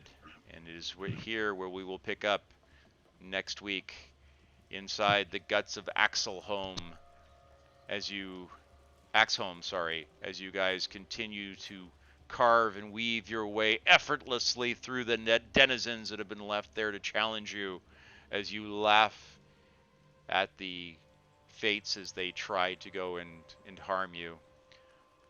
We will pick up here next week. Thank you very much, folks. This was fun, and watching you guys carve through this is actually hilarious. I can't believe how well you guys did. Congratulations. Applause. Halloween adventure. Perfect for October. Thank you very much. It's a lot of fun watching you guys dispatch these guys as easily as you did. Was a little surprising. You got a little bit lucky, but even when you didn't get lucky, you guys rolled really, really well. So, and your tactics were smart and sound, and it's always fun to watch that. So thank you guys. Very enjoyable Especially afternoon. Spirit Guardians. That's just, well, it hasn't been used before, and so it's just exciting and new and amazing. Well, I'll tell you, it's like throwing them into a dual-sided razor blade. It's just nasty, because by the way, when I took the break, I did a look up, and there's nothing that says you can't have two Spirit Guardian spells hitting the same target, coming from different sources. So there's nothing in the rules that says we can't do this. It just seems to be OP as heck, right? I like this spell so much more than Fireball. Fireball is just nasty, but Fireball is fire and forget, right? This follows you around. Clerics are strong. Well, I remember watching a YouTube where there was a discussion about, hey, is Spirit Guardian OP? I'm thinking, yeah. Especially, think about it. If you, next level, they could boost that 1d8. And just let it run for 100 turns when they go into a dungeon. That's just silly. I love it, though. But it's just silly. But yeah. It's still concentration, and eventually it ends. Yeah, all it takes is one of them getting whacked. Like, Elryn was really kind of taking a chance going in the front, because if she gotten hit, she could have lost her concentration, which would have been bad. But or something that has a really good save is never going to be affected. Yeah, exactly. Well, fortunately, you guys are up against things that, the spiders had much higher saves than the ghouls. But even so, yeah, if you guys get into something that's got a ridiculously high wisdom or something like that, then yeah, Spirit Guardian's just going to be as if it didn't exist, and that's when spells may need to be changed, and that's when... Even then, it does half damage, not no damage. Exactly. True. But that's where bad rolls and I don't know, if anything's immune to either radiant or necrotic damage, because those are the two... I don't think that's very many creatures. Not a ton. In fact, if anything, a lot of them are susceptible to it, especially the radiant damage, right? So especially, we're matching cleric against the undead. Yeah. So well, this is let's also face it. You have a paladin, an Aasimir paladin, and two clerics, one of which is kind of tailor-made for going after the undead. So yeah, it's but if she gets hit and she takes damage and she turns into Ravina, that spell goes bye-bye. And, you know, not that she doesn't have spells that she can't bring to the table, but that's something you would lose, plus somebody who could heal for you. So just another thing to bear in mind. So hopefully that doesn't happen. All right, guys, this was fun. Appreciate it. I will leave the game up for a little while if you want to enter notes. I'm going to do some debugging on the errors we were getting, but they were annoyances for the most part rather than anything else. Yeah. And I am going to look into Cauldron why we're getting that macro every time you roll. I don't understand it. It's not in your weapon, and it's not turned. I don't see anything that should be turning that on for you, so I don't know why that's been happening, but I'll look into that too and see if I can't fix it. Everybody who is watching, if we happen to miss you coming on board, by the way, tell Leo thank you very much for watching, and very, very sorry to your mother about any blue language that may have made its way into the call today. Don't worry about it. If memory serves, he must be getting close to middle school now, yes? Yeah, no, he's in middle school. Yeah, I'm thinking probably nothing he hasn't heard before. So, but still, nonetheless, we must be respectful. So, nonetheless, if anybody was watching today and we saw you come in and we didn't mention we saw you coming in on the chat, our apologies. We will pick you up later, but this will get posted up to the YouTube channel, and anyone who, so like Ninako and Makiko and Kenji could not be on today. Well, Ninako was here for part of it. They'll be able to watch the Twitch, catch up, see where we are, find out how we got here, and that's why we do this, so everybody can be up to the latest and greatest. Even though we do a review at the beginning of every call, it still should help people understand and have a better flavor.